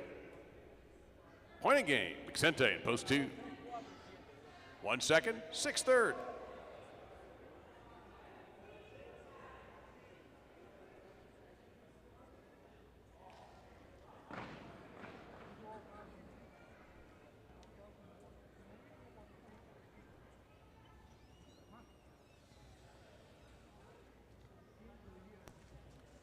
Vicente emerges victorious in game number 5 in post 2, Urbieta.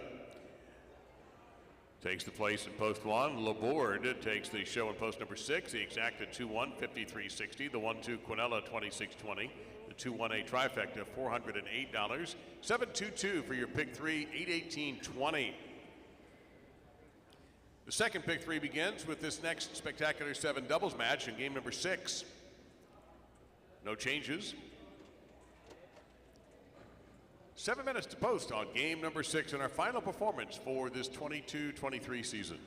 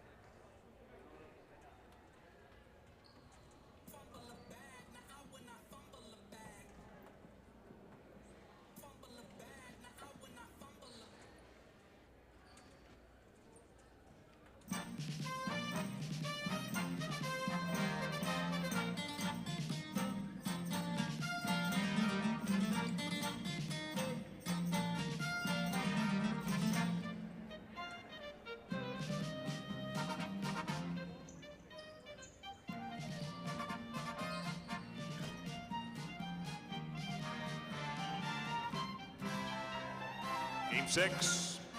Double spectacular 7 scoring in the beginning of our second pick 3. Echeverry and Portet. They're in the red at post 1. They'll be serving to Iturbide and Mandiola in the blue shirts at post number 2.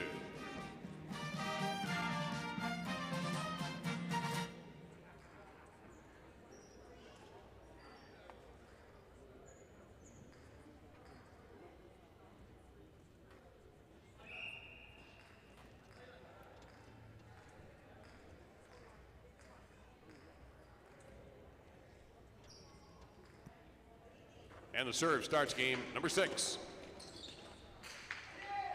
Caught by Iturbide, almost at Chula. Saved by Portet. Right there, Echeverry fires back, and that's 2 bounces and a point to the 1. Aaron and Urbieta in the white at post 3.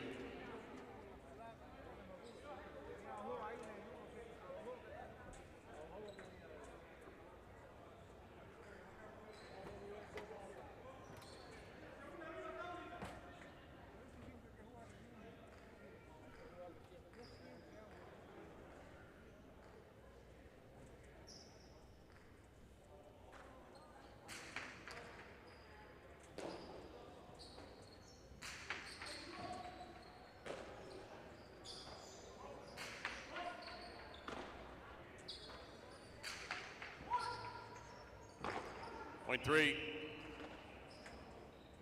Green team, Sulaika and Mansi, post 4.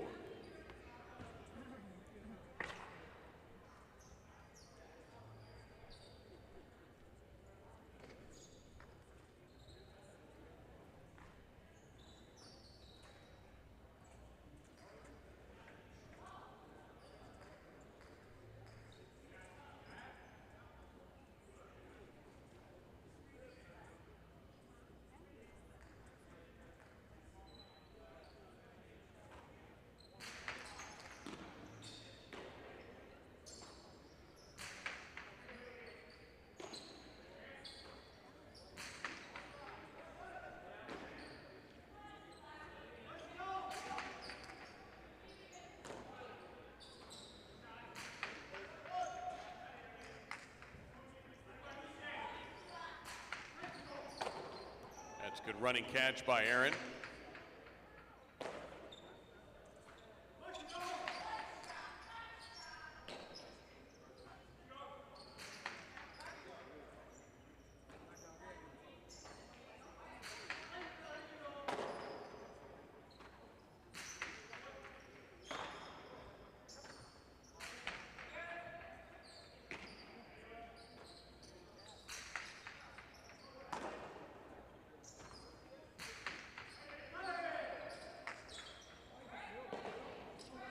Great save by Aaron.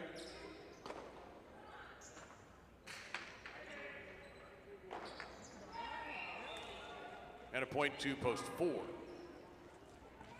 Adieta and Bilo in the black shirts at post 5.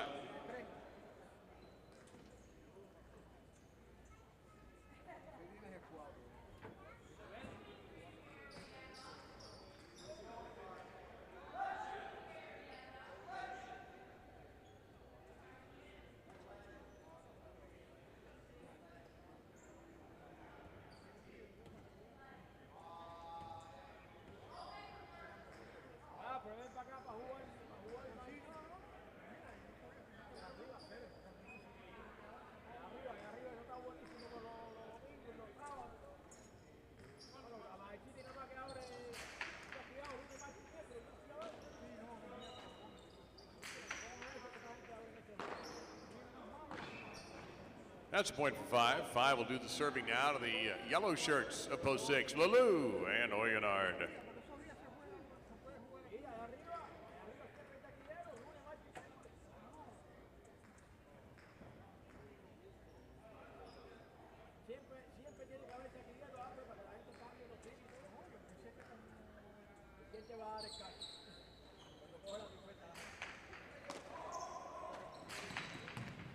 Stutto by Lalou. That's going to be point to 6.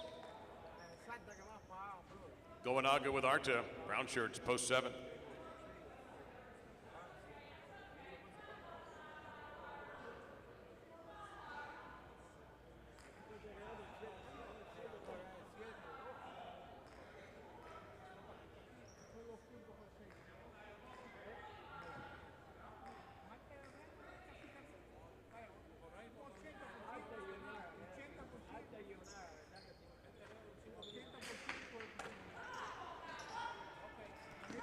Tejada just right.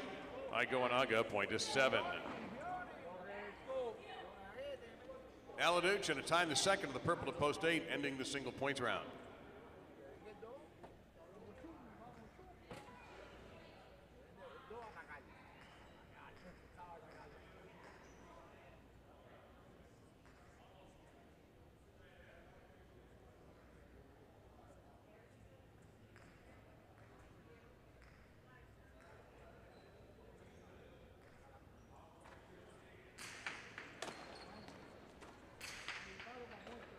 Leaping grab by Goanaga.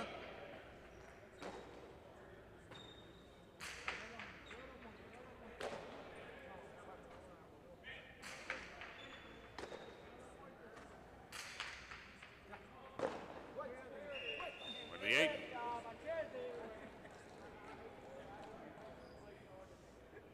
Now the double point round underway. Iturbide and Mandiola, post number 2.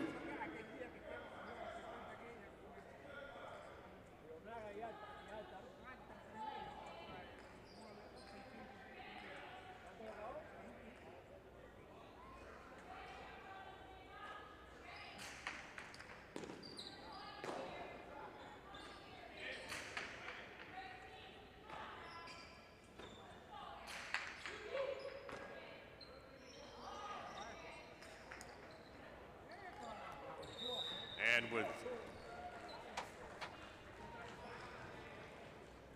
that point, every team has at least 1 point.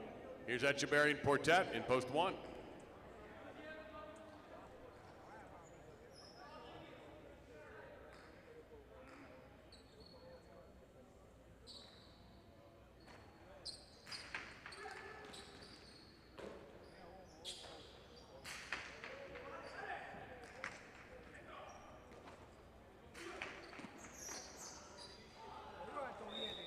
And a point at 2.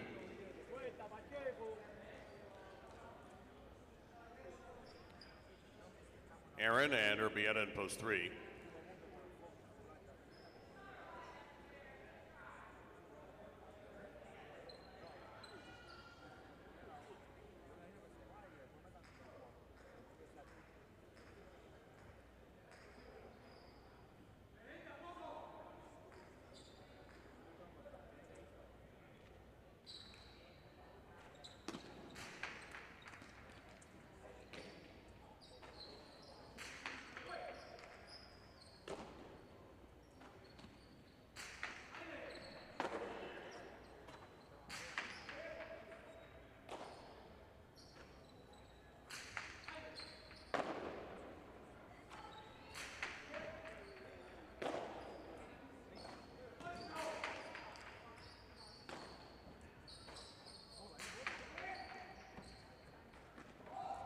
Great catch in the backcourt by Mandiola.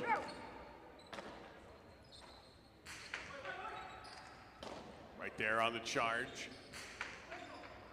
That's a tricky right side, and that's going to be another point for the 2. And post 2, Iturbide and Mandiola have a possible game point. Here's Suleika and Mansi trying to stop them in post 4.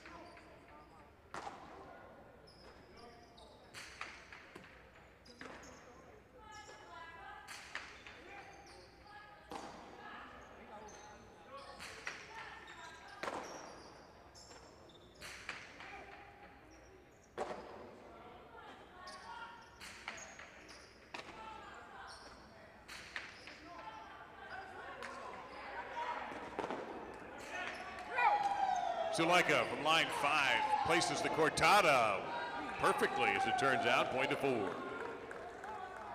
Here's Arietta with Bilo at post number 5.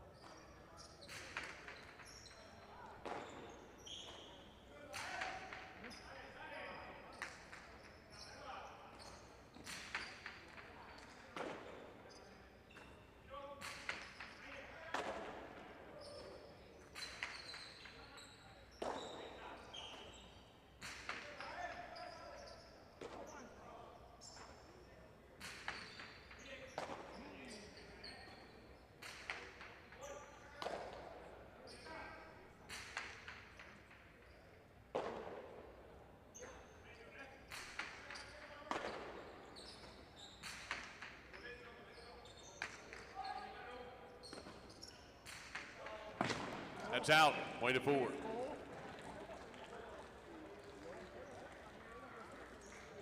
Now Suleika and Mansi have a possible game point in post 4. It's Lulu and Oyonard in post 6.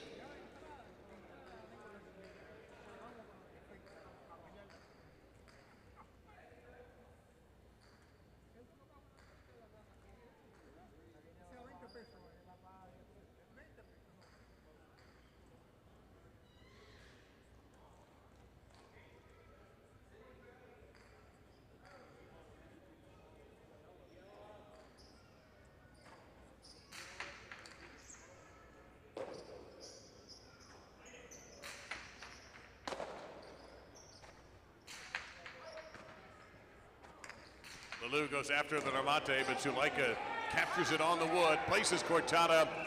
Point of game to the 4 with Iturbide and Mandiola second in post 2. Now 6 teams for 1 spot. 7 will serve 8, 1 will serve 3, 5 will serve 6, and the survivors move on to the next round of the show playoff.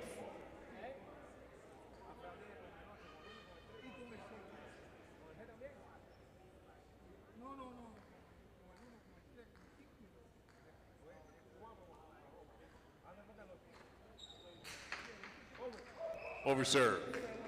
Point 8.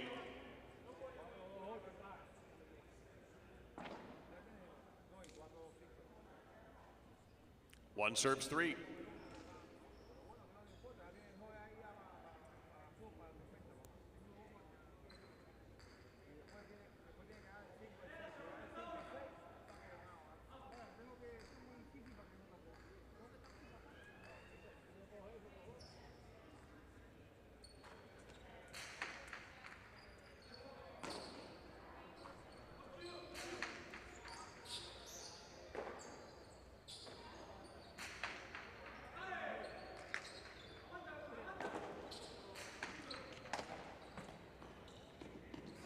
Inside placement on the end. It's caught in time by Aaron. Point 3. Now 5 will serve 6.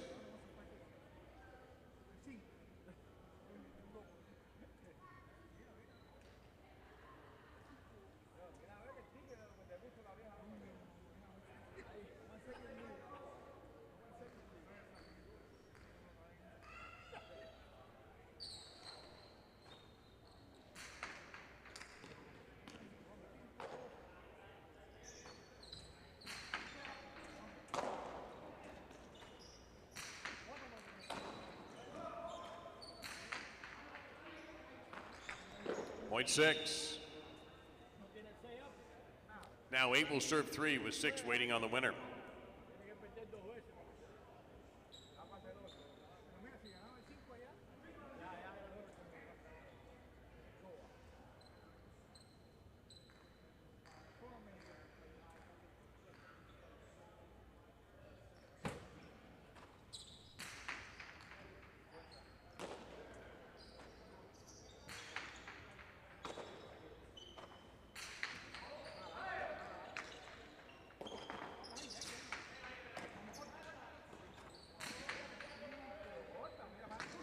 Chick-chack for Leduc, point to the 8. Now possible show point for post 8. Trying to stop them, post number 6.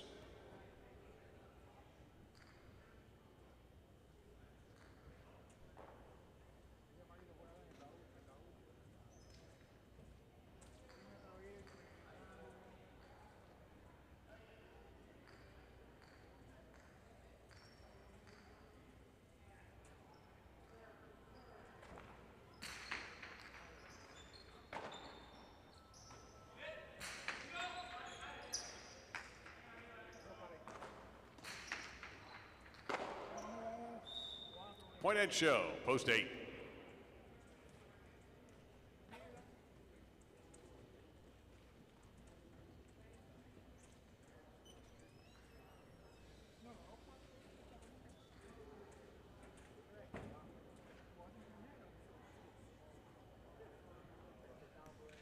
Your game 6 winners, Suleika and Mansi in post 4, Iturbide and Mandiola take the play spot in post number 2. LaDouche in a tie in the second, third in post number 8.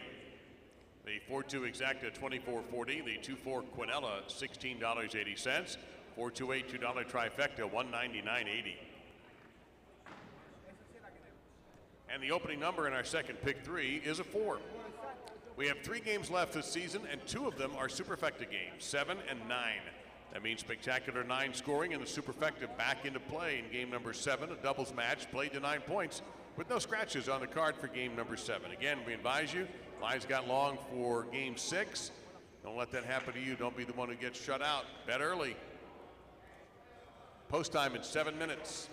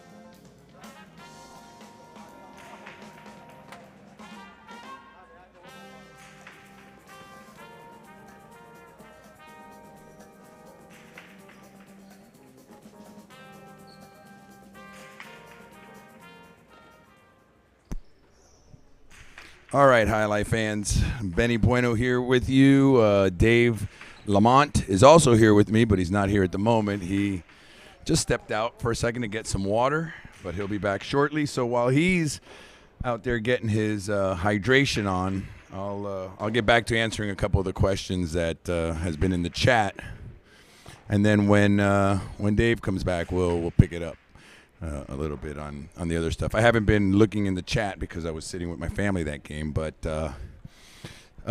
so interference. There was a question about interference, and I know there was something that happened the other night, and I didn't see it. I meant to refer back to the broadcast to see what was that happened. There was something that there was an interference call where they stopped the point because of the call. That's rare. To start off with, interference can only be called if in the referee's opinion, the player that was interfered with was going to get to the ball. So if the player that got bumped or got blocked or whatever it was going to get to the ball, then there should be an interference call. If he had no chance of getting to the ball and he gets blocked, then there is no interference call.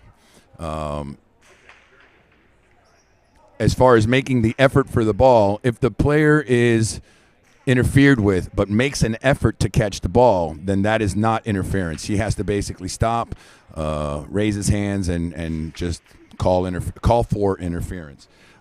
If his partner makes an attempt for the ball, that is no longer interference. So that's the interference. And we were talking about it a little bit yesterday in the locker room. Arietta and a couple of other guys, we were talking about it, that, it's not like Major League Baseball or NBA or NFL where you could just refer to the rule book. And then I umpired baseball for many years, and we had rules clinics. And what I learned in my experience is that the rules are written, but what isn't really written or not written to the T is the way that somebody interprets the rule. So you may ask a couple of different umpires their opinion or their interpretation of the rule, and you might get slightly different, especially with pitchers. Pitchers and balks and things like that. That's strike zones is another thing. Strike zone, wildly open to interpretation, as we've seen over the years. So those things are, but we don't have that luxury in highlight because there's no rule book. So moving on, I'm going to go back for a second to a question about Tampa, and then there are a couple of other names that were mentioned that I'm glad they were brought up because Lauserica was a very, very crafty front quarter, very, very, he's just sneaky up there. He threw a lot of shots, had a good rebote, and he was also one of my favorites to play with as a backcourter because he was, as I said throughout these partidos, if a backcourter just stays back and keeps his partner in the point, the partner should be able to go up and kill the points. And Lauchi was one of those guys that he had a whole array of shots that he could use at any time to help you win the game. So Lauchi was great. Elgueta, actually, Andy Ruta, both backquarters, they came over. Both the top backquarters at Tampa at the time came to Miami and really shook things up as far as, okay, these guys are coming in. They already took somebody's job because about 15 guys got fired when Tampa closed from Miami, and they were replaced by Tampa guys. And Elgueta was one of them. Elgueta, very talented. He's not a strong guy, but he's just a solid backquarter. And Iruta too. Iruta is tall, and actually, for those who don't know this, Iruta used to play in Palm Beach as a front quarter, but he had the same or a similar situation as mine, where he's like 6'3", 6'4", and lanky, and I was a tall front quarter, and it's kind of awkward up there for a tall guy. So he moved to the backcourt when he went. I think he went to Bridgeport first, and then came down to Tampa.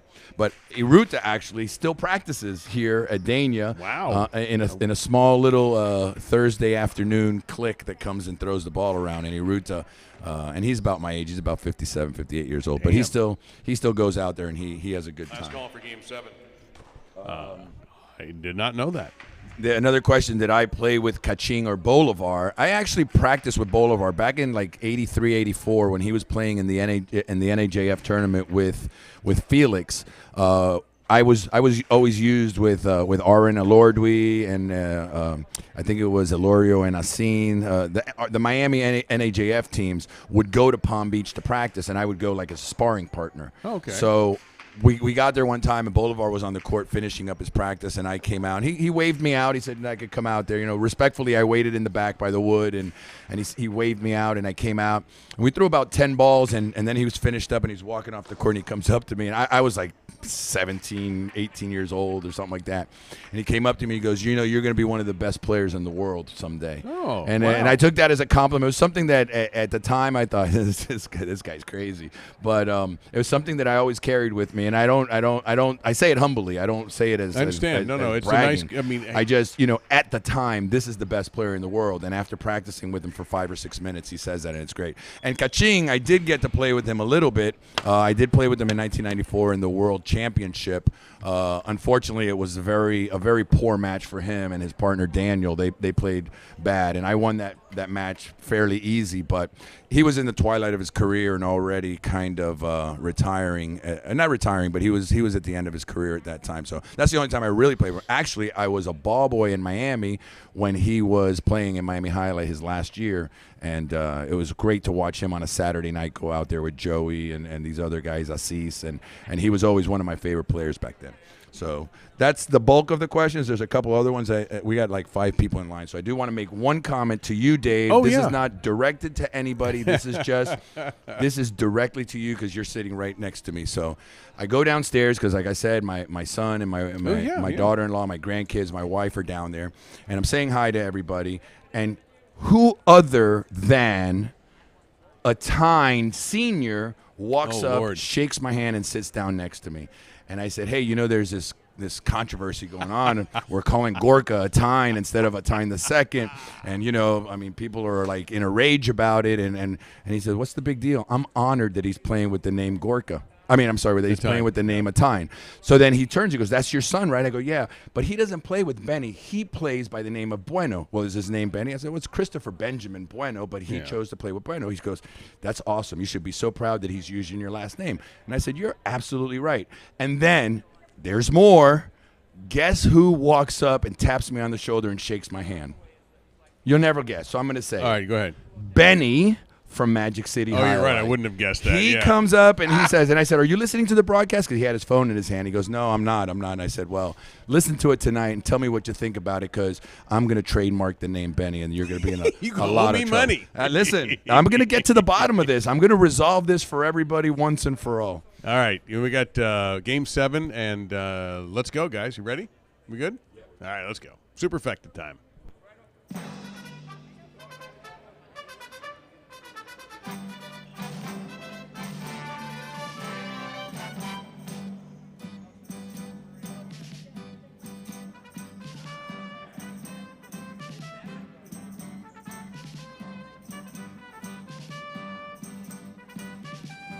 And we have a special birthday salute to you, Jennifer, from the players of game number 7. Happy birthday.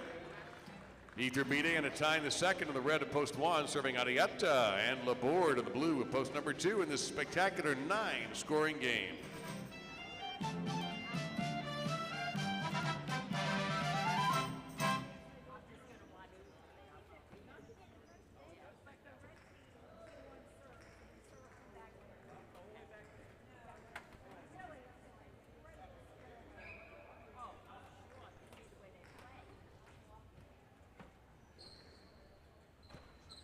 And the game is on.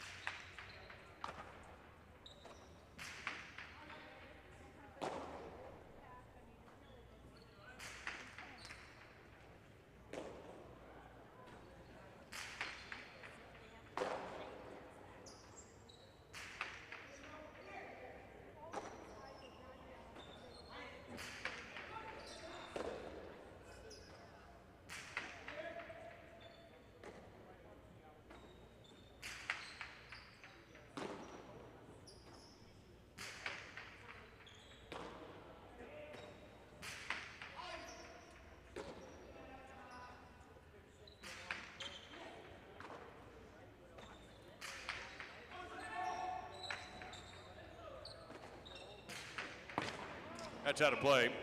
And the point goes to post number 1. Now Lulu and Bilo, white shirts, post number 3.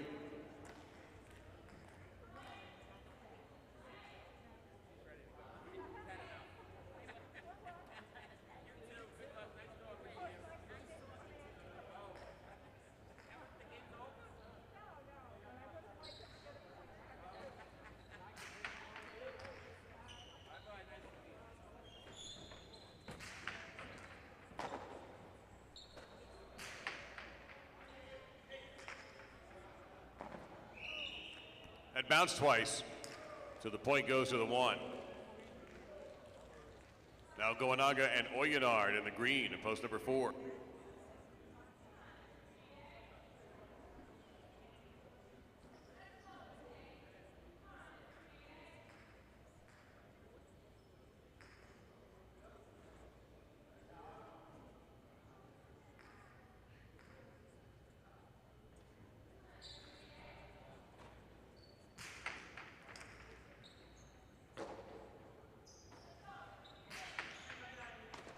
Sideball grab by Iturbide.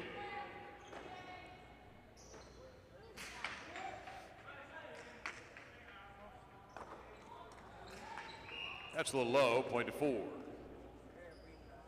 Uresti and Danielle in the black shirts at post number 5.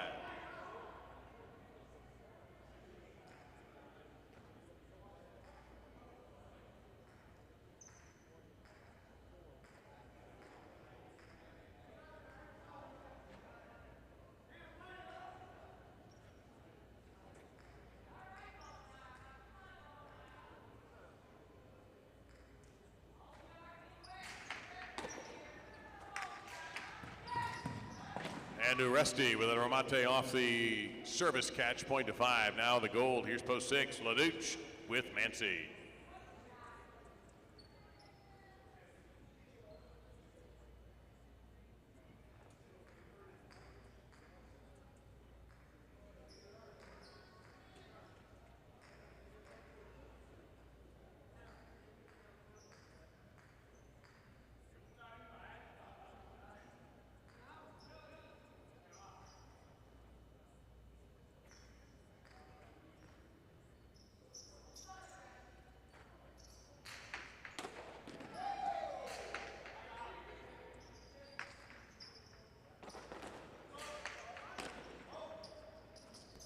Inside placement by Laduch.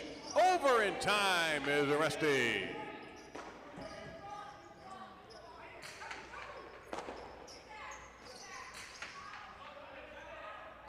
Oh, chick jack. Mucho Aresti, 5. Benetrix and Portet in the brown shirts at post 7.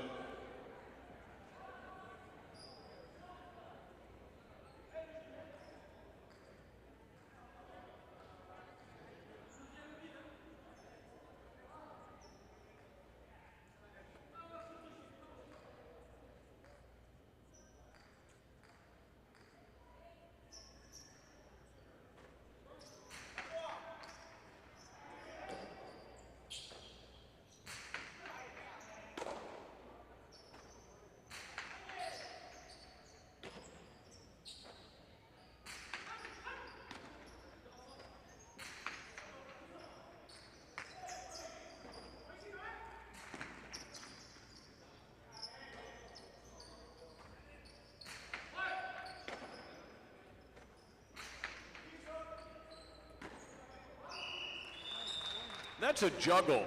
Player failed to maintain control of the pelota, so the point will go to post number 7. Now Suleika and Urbieta in the purple to post 8 to end round 1.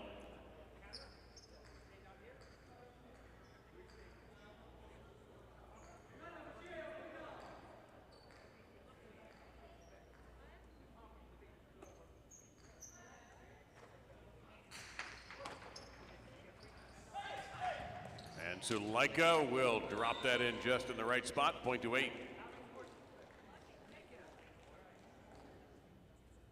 Now the points have doubled.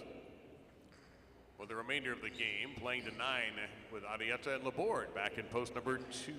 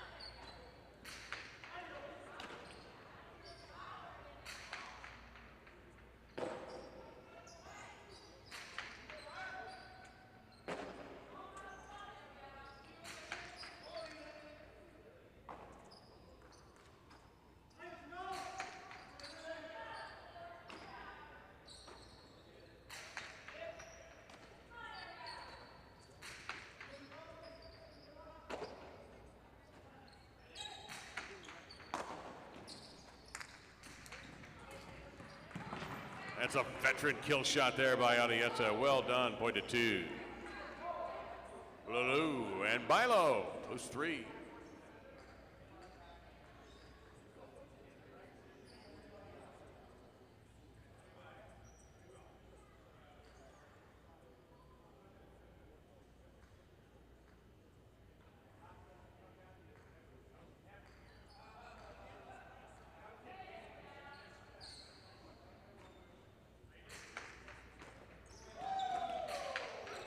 Lulu hammers, looking for the home run ball. Going to be a little short of that. Arrieta takes something off that with a bote, but Bilo is there, crushes the reverse. Arrieta to the floor for the save. Bilo tries outside. Arrieta has a tip off the basket, point 3. Now Iturbide and a tie in the second and post 1.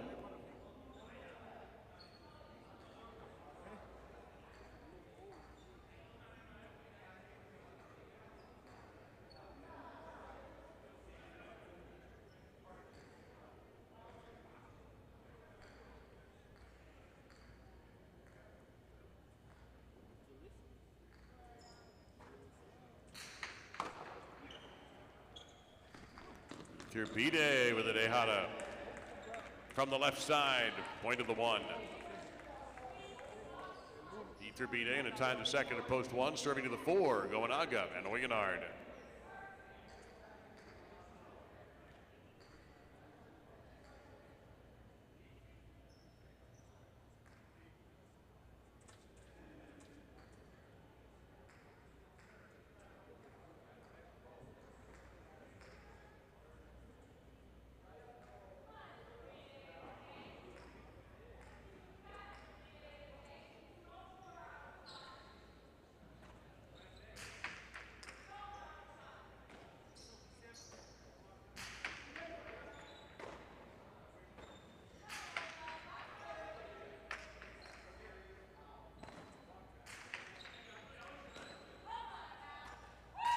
Cortada, and a winner for Iturbide, point of the one.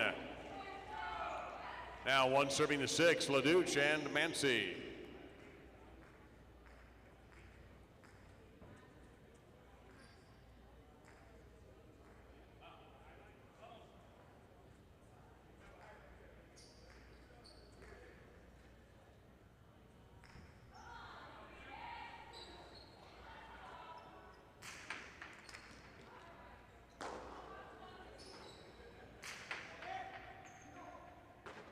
Back wall grab, a tie in the second, hangs tough.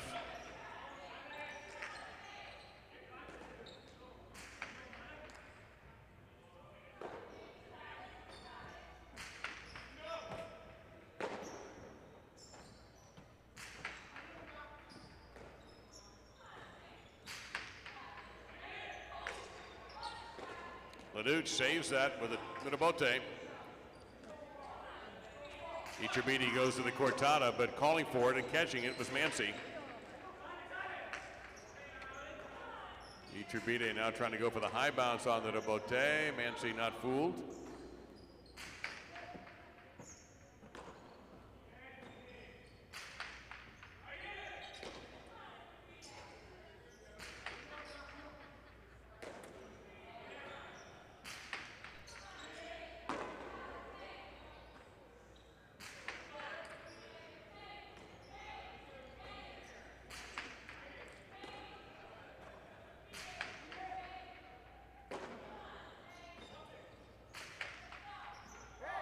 That's out of bounds, hidden by the scoreboard.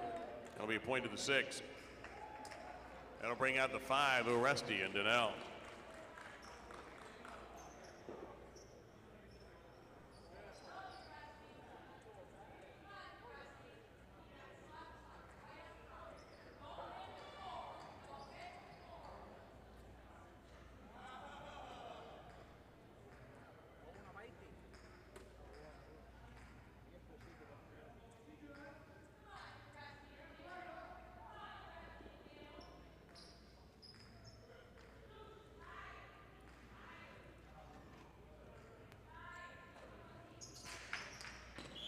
Underserve, point to five.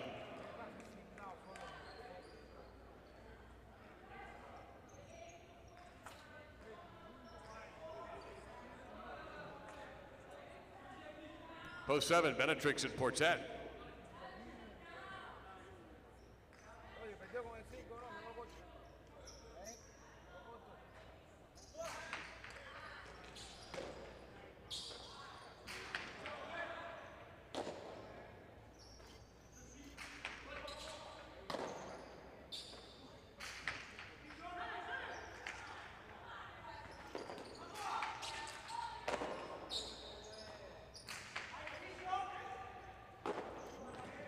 At the back wall, Danielle hangs in tough.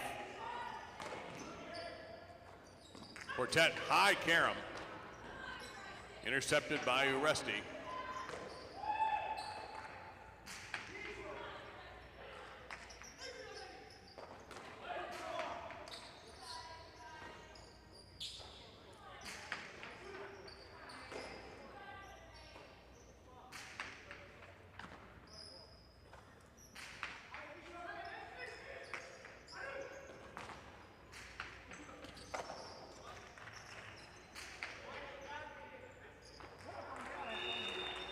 Point to seven.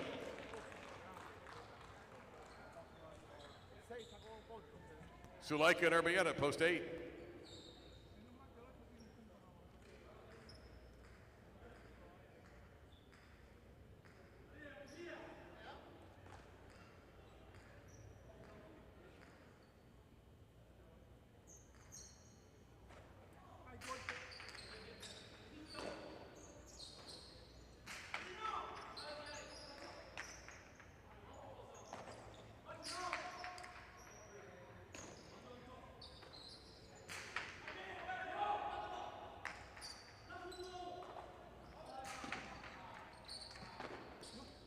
Nice grab on the bote Carrito by Urbieta. Throws it near the wall. Portet has it.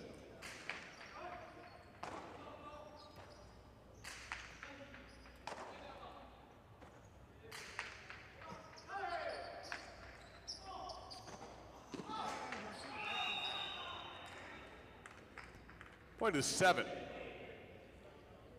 Now Arietta and Laborde in post 2.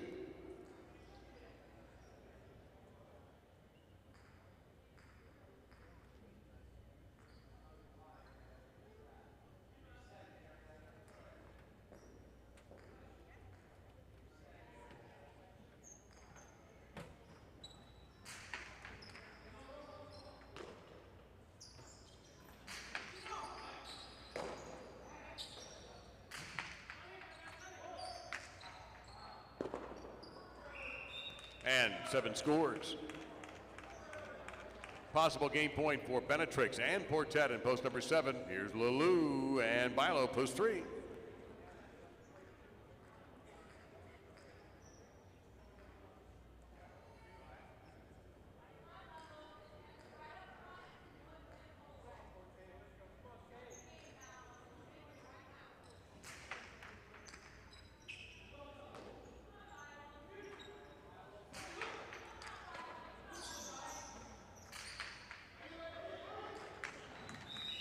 That ball was touched in the backcourt. It'll be the point end game to post number 7, with the 1 finishing second, the 5 finishing third, but this is a superfecta game, so we need to settle 4th place. We'll do it with a 3-team playoff, 6 serving to 2 with 3 awaiting the winner.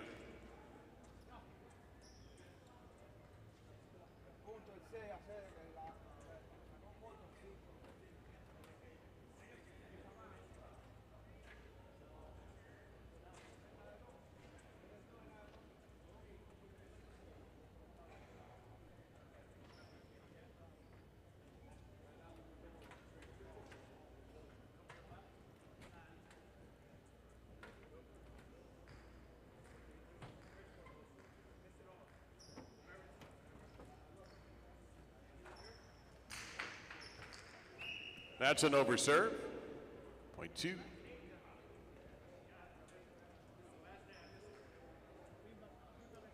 Two with a possible show point, serving 3.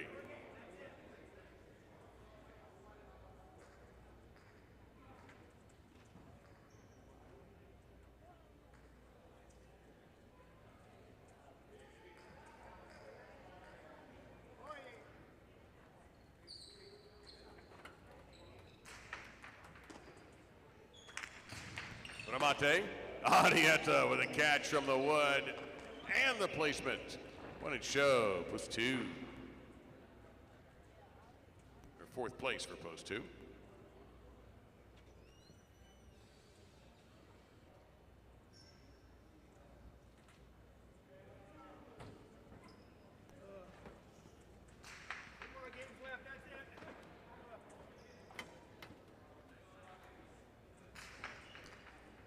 Benetrix and Portet win post 7, game 7. E through B day and a tie in the second. Second in post 1. Uresti and Danielle 3rd in post 5. And Arietta and Laborde capturing 4th place in post number 2. 7-1 exacta, 172.80. The 10-cent superfecta, 143.34. So that means it'll be a $1,400 superfecta plus. Be $1,433.40, $536.60 for the 7-1-5 try, and the 1-7 Quinella $49.40. Just 2 games left in our season, and our last doubles game of the season. We'll start our 2nd daily double. Spectacular 7 scoring, 7 minutes to post on the start of game 8 and the 2nd daily double. All right, we're rapidly running out of games here, and just 2 to go. So we're going to stick around for after this game and after game 8, and then Benny's got some administrative duty. Oh, yeah. I got the most important task of the month of January, which is calculating the prize money and making sure that the guys that are getting on planes tomorrow get that money before they leave the building today. Actually, I just told them, listen, don't leave anything here. Take your clothes, take your baskets, take everything, get out of here tonight. And I'm not coming back till at least Wednesday. So, yeah, so their badges just to work. They could come and get their stuff if they wanted tomorrow, but they definitely want to get that cash tonight because they'll miss out if not. So I'm going to finish up with some of the questions. As Dave said, we're running out of time here. We got 6 minutes before Game 8, and then after Game 8, I'll come up to give you guys a hug and a kiss before we You can save that for your wife. We depart. and hopefully everybody enjoyed this, and hopefully everybody will stay tuned. I'll tell you what I'm going to have planned for at least the month of February and maybe March. So this is not the last you're going to hear of me. It's just the last you're going to hear of me in January. So a couple of things. Somebody asked if I was surprised with the play this season, and the honest truth is I didn't know what to expect at first. And the way I did the scouting and recruiting for this group was basically over the internet. I didn't get a chance to go watch them live, so I did watch a lot of different videos, both on YouTube and. There you go. That's the way you finish the season, now Dave. That's was the way loudest one this year, and I didn't see it coming. That was Mancy, and I think he did it on purpose. Well, that's nice. Luckily, it hit the nice glass to him. because if you look back on the video, if you tap your screen a couple times and look back, that ball almost hit Oyenard in the back of the head. Really? Yeah, he was just off to Mancy's right when he threw it. But anyways, was I surprised with the play? I was, but to the good side. I wasn't surprised for any other reason other than it was excellent. I think these kids went out there and they gave it their all. We had a meeting in the beginning, and I told them I wasn't going to bother them during the season, but I did set an expectation for everybody, and they exceeded it. So I was surprised, but in a very good way. They all behaved very well. They played very well, and me as the manager of the department couldn't have asked for more.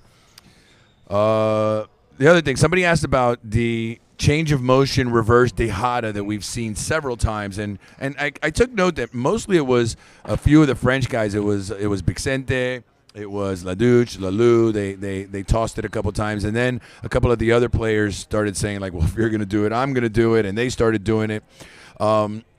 I don't know if it's good or bad. I mean, the question was, would it have flown in the 80s, in the 70s and 80s? And probably not. I mean, things were different back then, but not different in the way that, and in any other way that, in basketball, did you ever see Dr. J taking 3 steps? Not really. That guy, he took the allowed 2 steps and he dunked. I don't remember him being accused of traveling, but right now everybody's accused of Everybody. traveling. Well, that's what I'm saying is now everybody gets that 3rd step or that 2.5 step head start. But the game has evolved, and there's a lot of things. I mean, a lot of guys, when they catch the ball, they don't catch it like I was taught to catch it by stopping the ball. They kind of snare it, and they kind of snap it in their basket. And is that bad? I used to think it was, but now there's so many players doing it that I can't say it's bad. But there was a controversy with that shot like a year ago, or maybe a couple years ago now. It was probably 3 or 4 years ago, actually. And it was in Spain, and there was a heavy-duty partido on the line,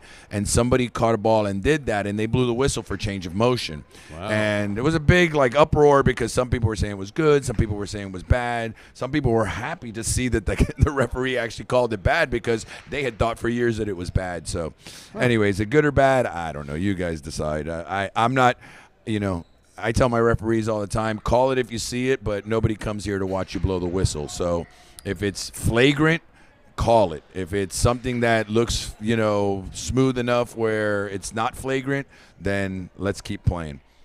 The playing dates. Somebody asked me, somebody wanted to know about the playing dates, and I've said it a couple times. You might have missed it, though. But so right now, the company has filed for dates with the state for December 1st, 2023 through the end of January, whatever that last Sunday is in January. Okay, so basically the same season we just had. Same season, a little bit different because of the way the calendar year works. But yeah, we're going to play. Here we played 50 performances. I think we're going to play 53 performances because of Christmas and New Year's. Boy, they are just. Well, they went after the folks downstairs. Yeah, that was this time. That's the glass you can't hit because now we have a ball mark in front of the camera, and that's no fun for anybody. But so we're committed 100% for December and January 2023, 2024. We're talking about maybe doing something either before or after. We'd like to extend the season for 3 months. One of the biggest questions in our players meeting yesterday was, how sure are you 2 minutes to game 8, 2 minutes, that they're going to extend it for 3 months?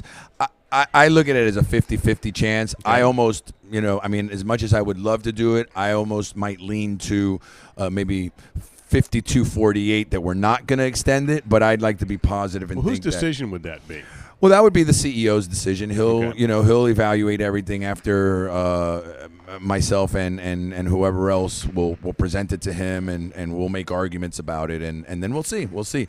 The one thing I can say is that the reason the Battle of the Palace happened and the reason that this season happened is because the Argentine group that owns this company, they wanted Alai, and they said, it was one sentence, we want Alai.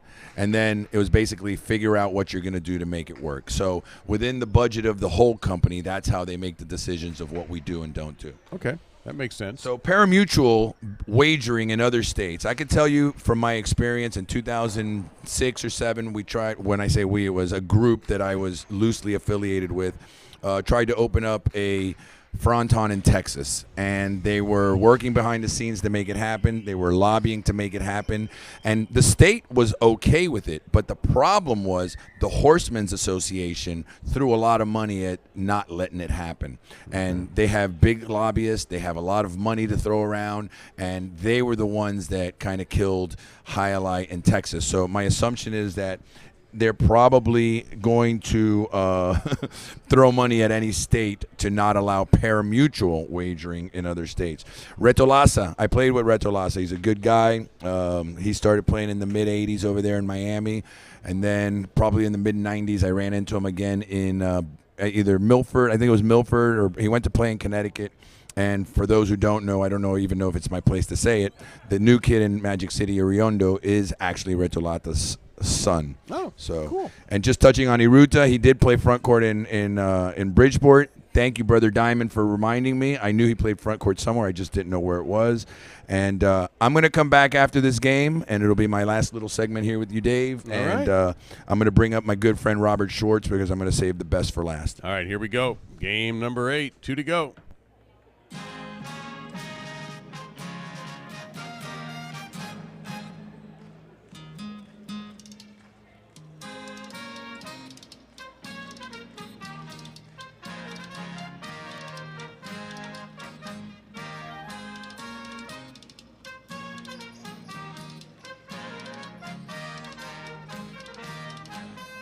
This is game number 8 and the beginning of our second daily double.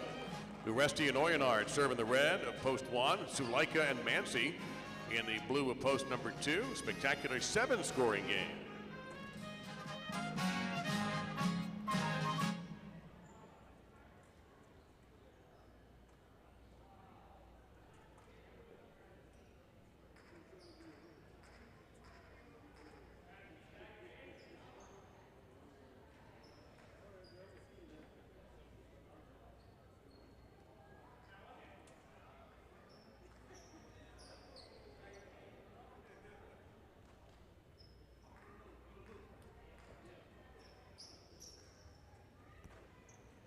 And the game is underway.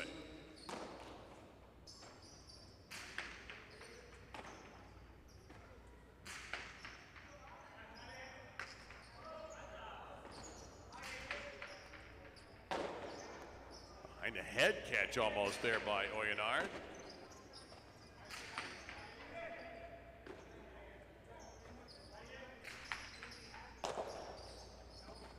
Suleika looking for the picada, but it's cut off by Uresti.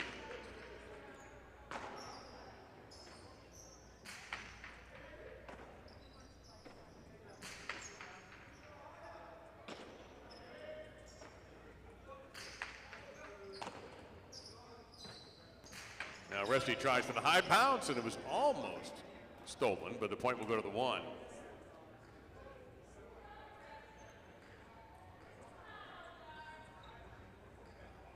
Goanaga and Arta in the white at post 3.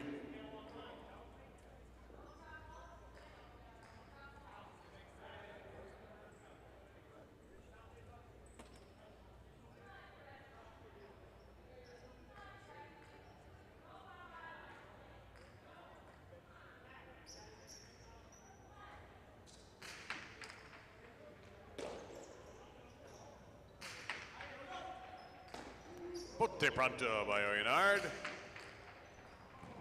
And he almost put that point away, but a great hustle by Goanaga.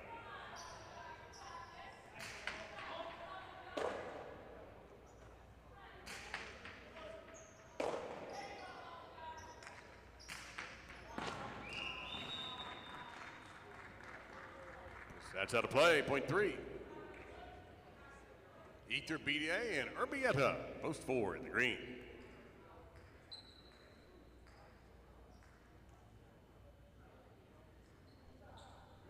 Remember, Tampa, T-Town, we only got 22 guys. So you're going to get multiple pairings in a night.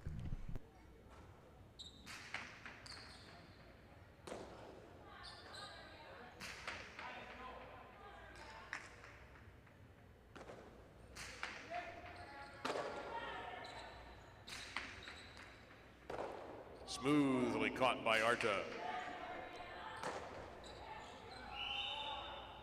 Point 3. Lulu, and a time to second on the black at post 5.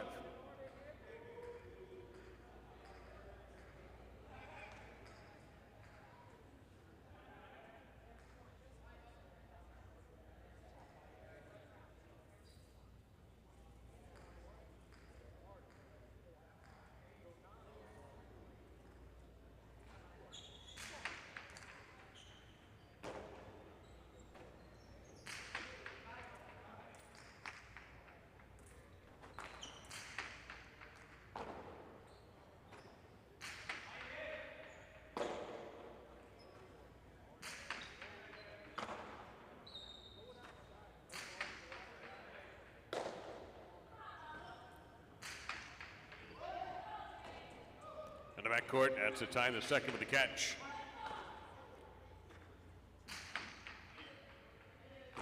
And another wonderful grab.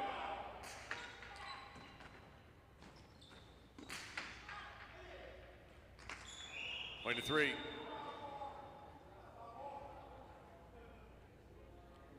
Benetrix and Portet in the goal to post number 6.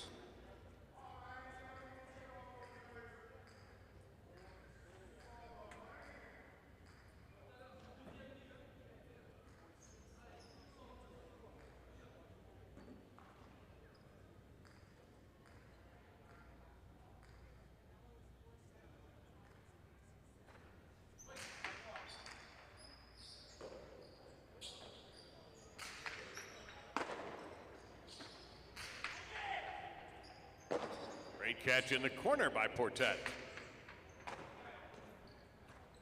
Cortada, Goanaga, point 3. Ladouche and Laborde, post 7, brown shirts.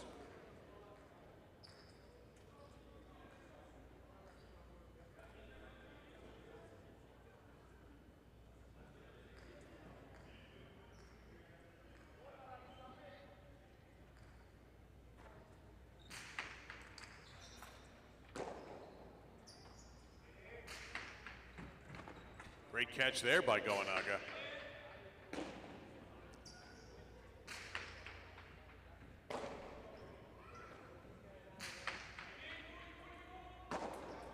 At the back wall, that's Laborde hanging tough. Goanaga goes sidearm on that 2-wall, point to 3.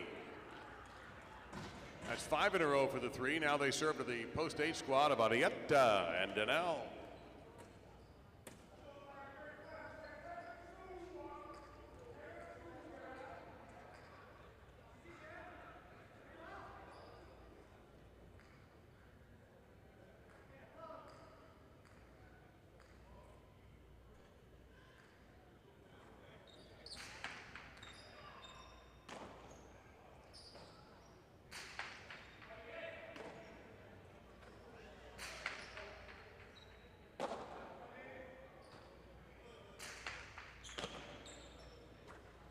Cortada, and well done, Goanaga.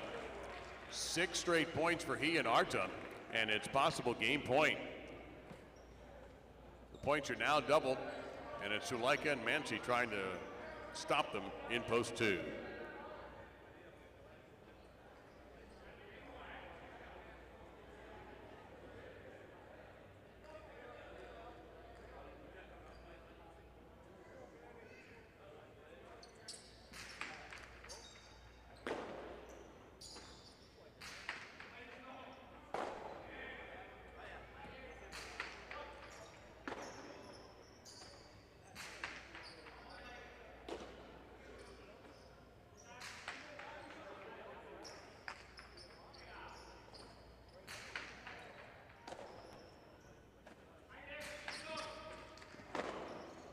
Mansi called him off.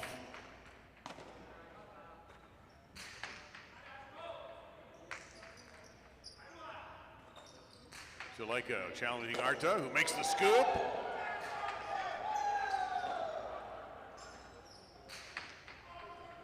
Big left side from Mansi. Zuleika faked the carom, throws inside. Arta will get there. Outside placement is out of bounds. Point to 2. That was a run of 6 straight points for Goanaga and Arta.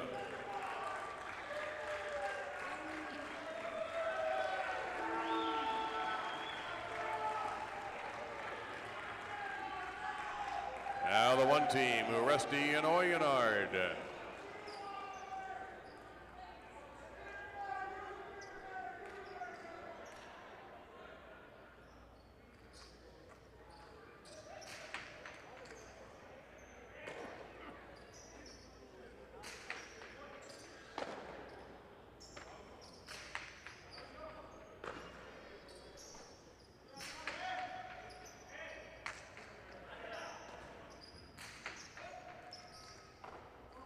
Point 2.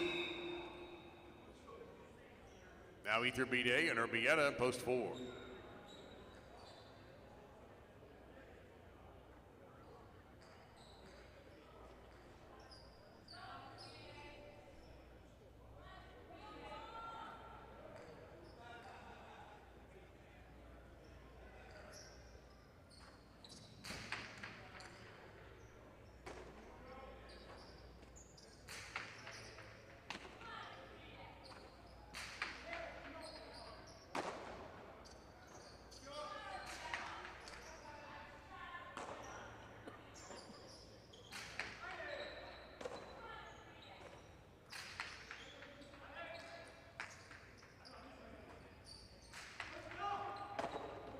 Difficult catch pulled off there by Ether Bide. However, he was not able to maintain control and juggled the ball, so the point will go to the 2. And that gives Zuleika and Mansi possible game point at post number 2 with the 5 up. Lulu and a tie in the second.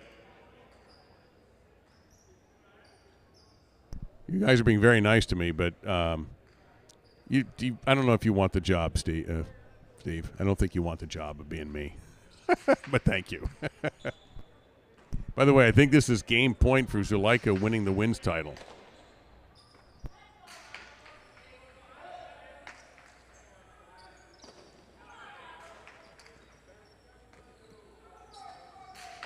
Strong reverse by Zuleika. Lulu slaps the basket. Zuleika. And winning game, post 2. 3 second, 1/3.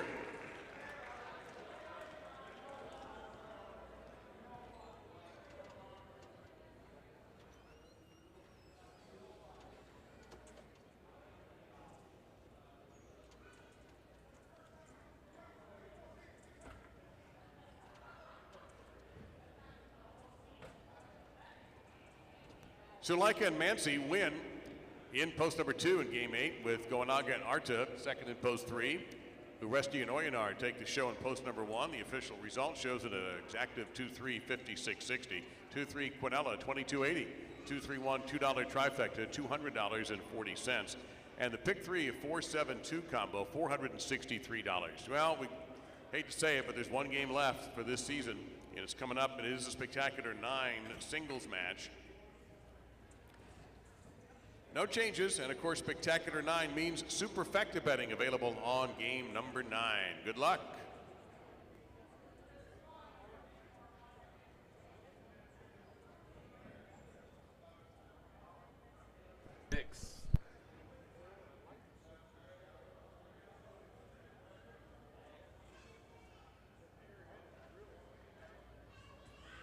So I've actually, Benny, been talking a little bit because my name has popped up here, so I had to defend myself. Dave.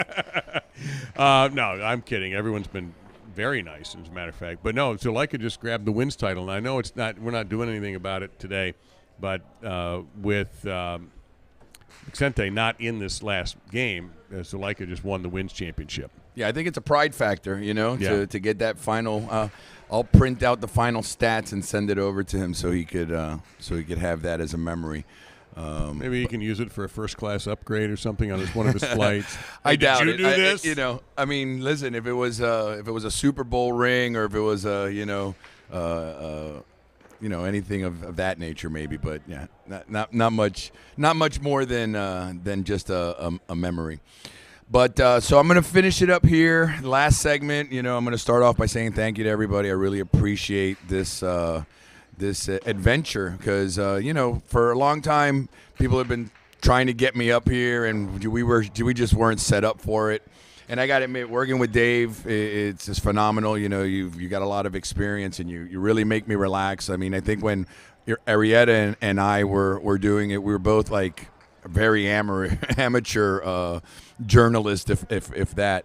And so having you up here to help guide me, I appreciate that, man. Well, I appreciate it. And I very much appreciate it. We did this in 2021, and I thought, well, okay, yeah, we'll do it again. It's been a very important part of my life. And then we had the malice at the palace. Well, I'll give you a quick story. I went for a walk this morning, a 5K, 10K kind of thing, walk run deal in Davie, and part of our group was the Leslie Visser, the great CBS sports broadcaster and a real pioneer for women in broadcasting. She was walking with us, so we started walking and talking. And she saw I had my Battle of the Palace T-shirt on this morning. Oh, nice. And she goes, "I was at the Malice at the Palace." So that's where funny. that seed was planted. Well, I think this has been great for the fans. Obviously, you and I sometimes just sit up here and yeah, we do this all the time without the microphones. You're right. So and thanks to Mike downstairs and Genesis, who've been a terrific pair, who didn't know if a highlight ball was blown up or stuffed when they started 8 weeks ago. And now Mike and I have had some serious discussions about his favorite players. Oh, okay. He's very happy, I can tell you that. They call that gelling. They call you guys are gelling. He has enjoyed his time here. I don't know what he's doing after this. I really don't. He's got a full-time job. Okay, this is a hobby for him. He has been a big help with us, and yes. This is his setup because I am to me, charging a phone is my technical accomplishment for the day. Well, you're used to having, like I said before, all these, producers and and techs working with you. Wrong about that. You just grab the mic and talk, and right. You can't do that here, man. You got to learn what button is what. Right. Now, there's more. It's interesting, but I'm happy that there appears to be a pathway to the future because, in fact, I was talking this morning to somebody. And so, highlights back. I said, yeah. I said, you're a little late for it, but yeah. Right. No, we'll have to come. I said, well, I got some bad news for you, but maybe in the future. Yeah. So I'm really grateful to be here, and we're glad to have you. Yeah, thank you, and really energized by this season. Yeah, me too. And these guys, and obviously we're not going to have the same 22 coming back. That's just impossible to maintain that kind of continuity with Magic City getting some of them and some guys not able to make it. But it gives me hope that we can keep doing this for a while and keep giving people here and at home or wherever they're watching, a quality experience like this. And so I come in here excited about being here, which is very important to me at any job. I hear you, man. So anyway, I feel the same way. Yeah.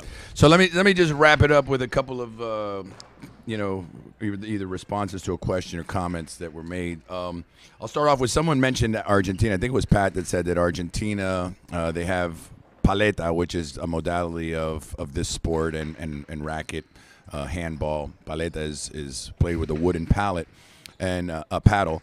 And I heard recently, and many probably already know, that they are in the midst of building a highlight front on a 50. Who is it? No.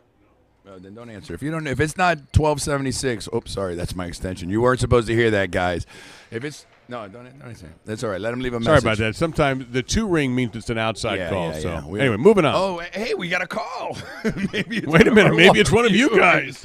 Well, I'm sorry. Maybe next season. But so, anyways, they're building a 54-meter fronton in Argentina. 2 minutes still game. In Buenos Aires. They're going to try to do a world championship there. I think it's 2026, something to that effect. I don't know if our ownership group is involved in that, but I can tell you what I do know is that They own 30 casinos in Argentina. They are wealthy people, and they are very politically connected. So there is a chance that they're involved some way, somehow. And now, because of Dania, they are involved in Alai. And the president of the International Federation is a very close friend of the son of one of our current owners. So I don't know. I'm just telling you what I know. Those are facts, but I don't know if we're involved at all with the fronton being built in Argentina. Want to talk really quickly, because we're running out of time here, about my good friend Robert Schwartz. He's up in Brooklyn, New York. He hasn't been feeling well lately. For the last couple of, let's say, months, he's been going through some therapy and stuff. So wish you well, Robert. Robert was the guy that him with his father opened up Milford Amateur High Alai, which I drove by it when I played in Milford in 1986, I think it was, or maybe it was after that. Maybe it was in the 90s. I don't remember when it was that I drove by it, but I've been to Milford a couple times. And he was the one that got a lot of amateurs and pros after playing at his courts the opportunity to learn how to play and how to play High Alai and become professionals. So thank you, Robert. I know I don't have to thank you. I've talked to you a dozen times. I'll give you a call later on next week. But I know that there's a lot of people that follow us in Connecticut that have very fond memories of Milford, Connecticut. And so, since we're out of time, I'll close it up with what's next for me. What am I going to do in the month of February when the lights are off and the court is dark? I'm planning on coming in. Of course, I mentioned a dozen times I have a bunch of meetings with the management here. We're going to see what's next, how it's going to formulate, what it's going to look like, and all that. That'll take some time. And I'll be in contact with these players that are here now and maybe some new guys. But, because of the upgraded equipment that we have downstairs, we've been able to capture a lot of the performances in different clips and the instant replays and things like that. So I want to kind of dive into that a little bit and maybe do some top 10 plays and, top 10 rebuilds, just some videos. And now I have our social media guy, Alejandro, which has been asking me to do. And I told him when the season It's a great ends, idea. we'll gather that stuff and he'll edit it and we'll put some stuff together. And so the point of that is that if you are a subscriber for the Dania Beach High Alai YouTube, put on your notifications, because every time we upload a video, you'll get a notification that it's up. And I'll, from time to time, come on and do like maybe a 1 or 2 minute, update of what's going on and what my life is looking like, if anybody really cares. But there won't be any High Alai for a few months, but I guarantee you that we'll be working on bringing it back for you guys. All right, that's going to wrap it up on the YouTube end. My thanks to everyone here, certainly, of course, to Benny for being wonderful to work with and work for. And let's get this season, I hate to say it, finished. Goodbye, guys.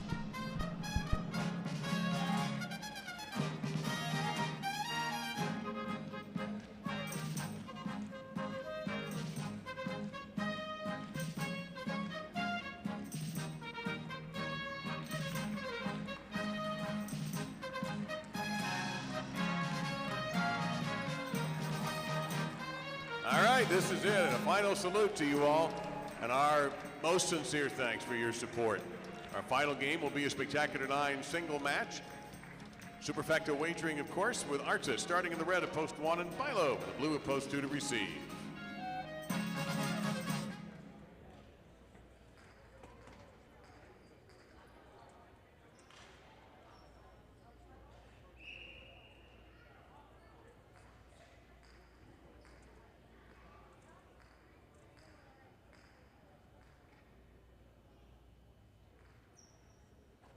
And the game is on.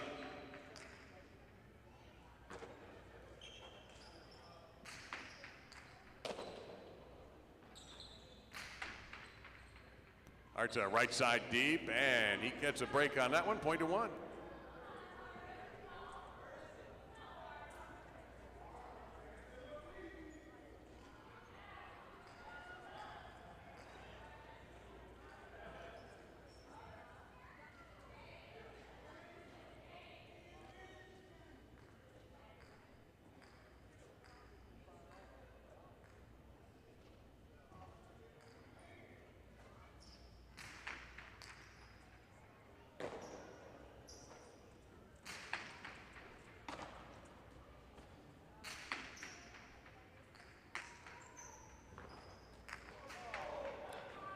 Point to 1.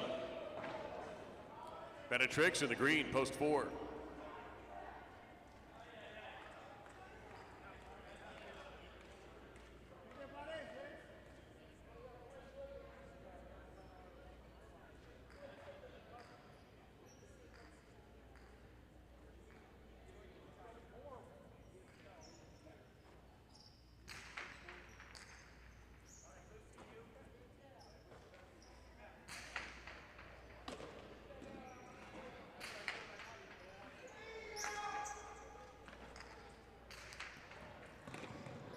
Arta in time on the wood.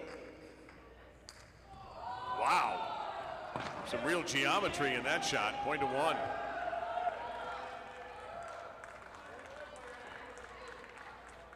Ladouche. Black shirt, post 5.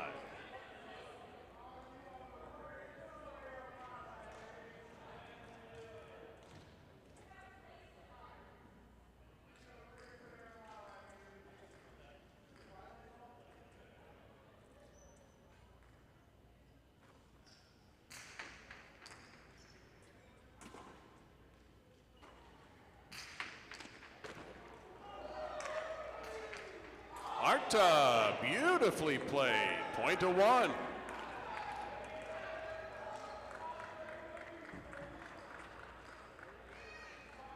Arietta in the goal to post 6.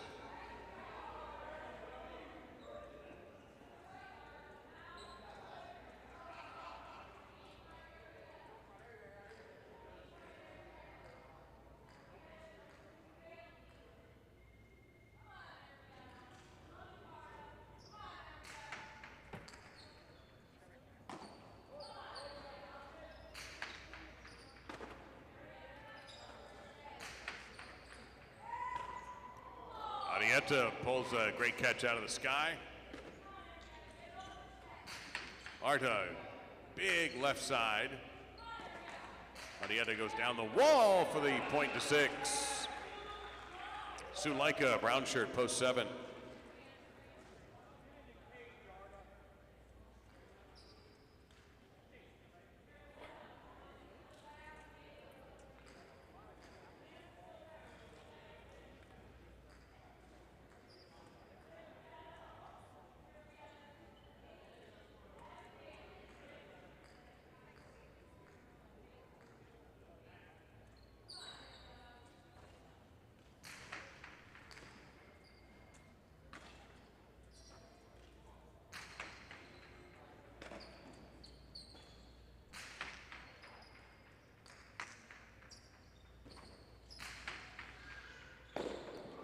Unreal catch pulled off by Arietta after a nearly perfect rebote. Suleika throws it out. Point 6. Mancy in the purple at post 8, completing round 1.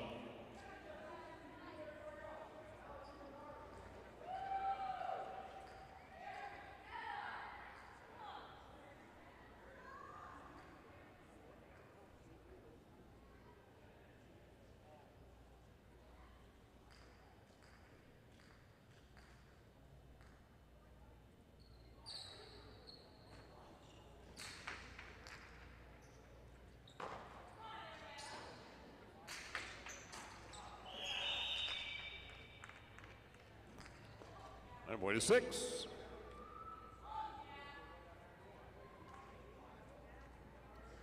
Points are doubled in this 9-point game. 6 serving 2. Bilo.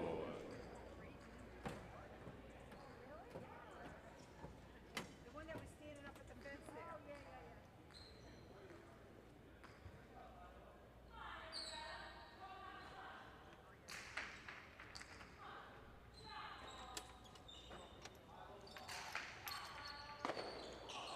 Point 2. Oyenard, post 3.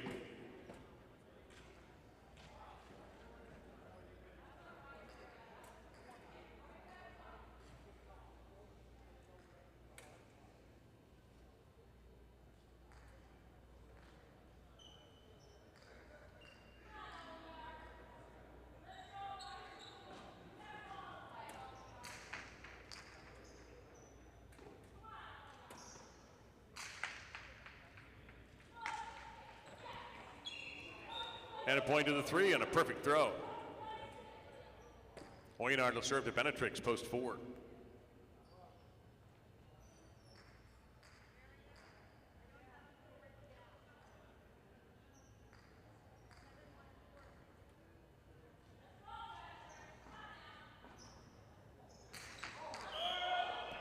And that'll be a service error, point to 4. Ladouche in post 5.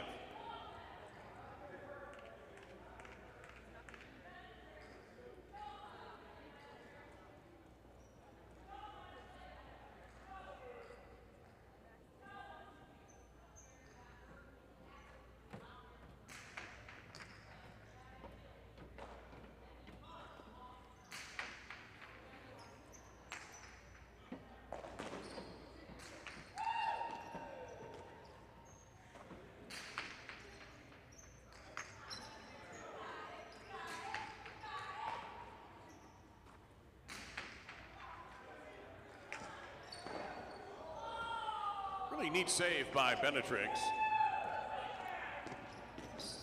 And Leduc sees an open court and walks through the door. Point to 5. Now here's Arta, post 1.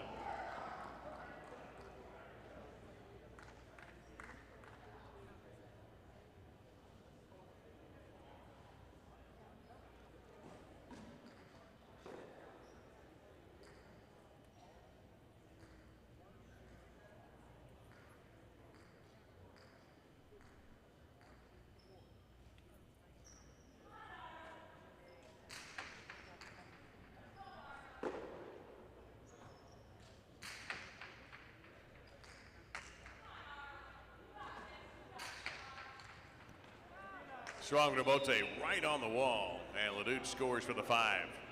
Here's Suleika, post 7.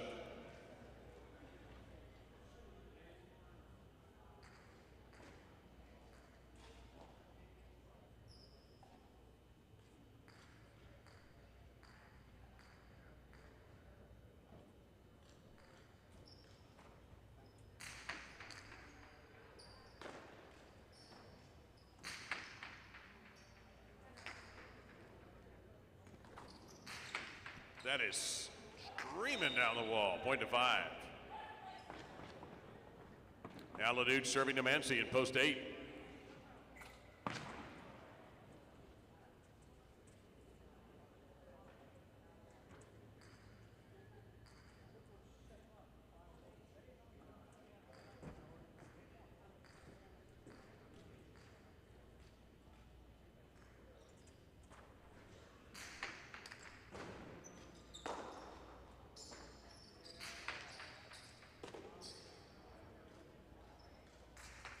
Midcourt Tejada lands perfectly for Leduc, point to 5. And Leduc has a possible game point at post 5. Here's Arietta in post 6.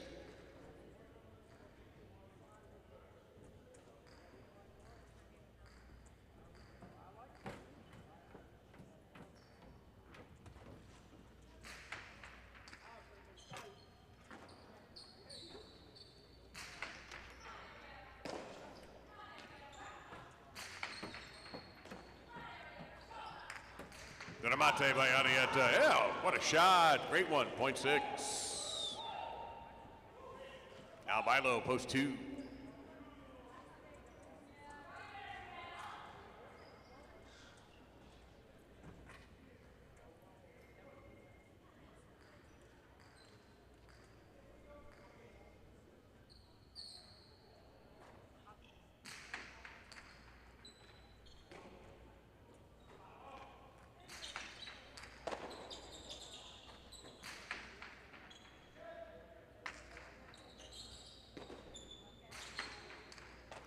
Arietta flying to make a tough catch.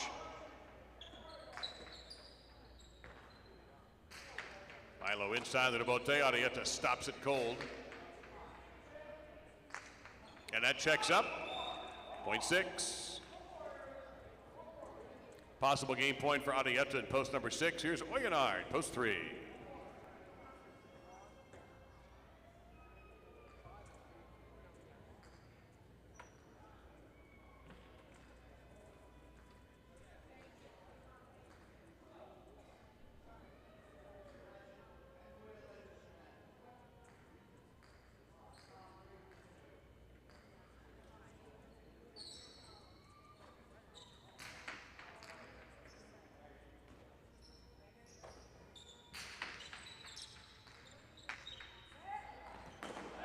That bounced twice. That bounced twice. Point to 3. Benetrix, post 4.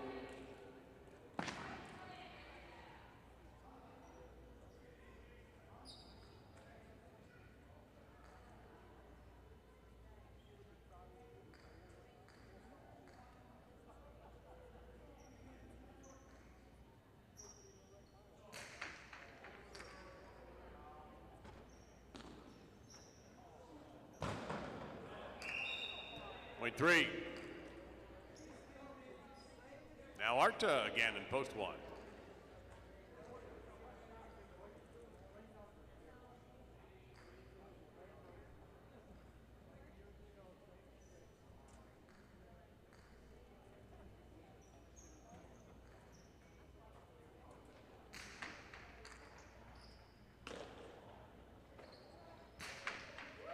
Huge left side by Arta. Point and one. Arta serving Zulaika in post 7.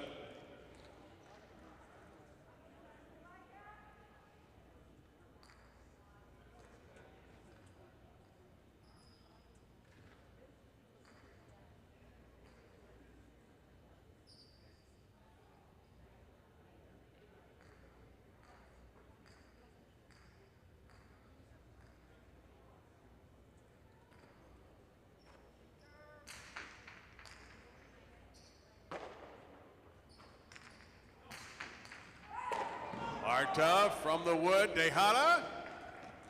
Well done. Point of the 1.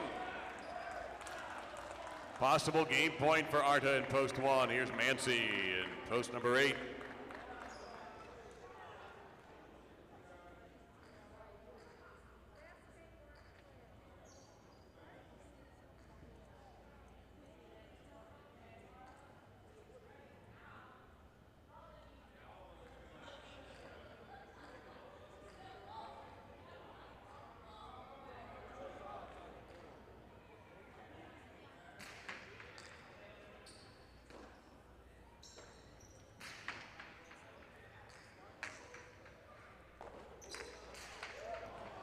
And Arta wraps up the year with a victory. Point of game, post number 1.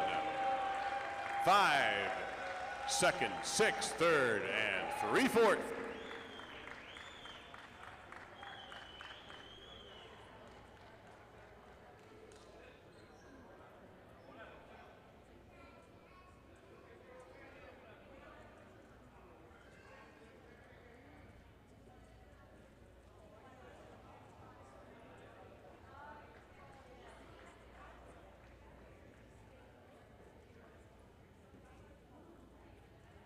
Our final game this season is won by Arta in post 1, with Leduc second in post 5, Arietta third in post 6, and Oyonard fourth in post number 3.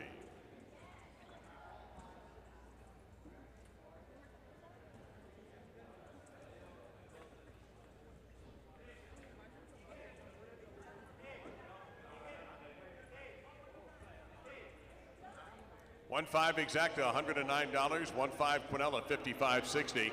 156 trifecta, $5,214. 1563 superfecta, $1,903.10, and the 2-1 daily double, $55.80. And that wraps up our December-January season of Dania Beach Alai, our tournament. And everything was wonderful and very well supported by all of you. We are so incredibly grateful for your support of Dania Beach Alai. Stay tuned, particularly to the Dania Beach YouTube channel, the Dania Beach Alai YouTube channel, for updates on what may be coming in the future. You can subscribe for free and hit that little bell so when something comes up, you will know about it. On behalf of everyone at the casino at Dania Beach and Dania Beach Alai, our deepest appreciation and thanks. I'm Dave Lamont saying so long from the Sunshine State.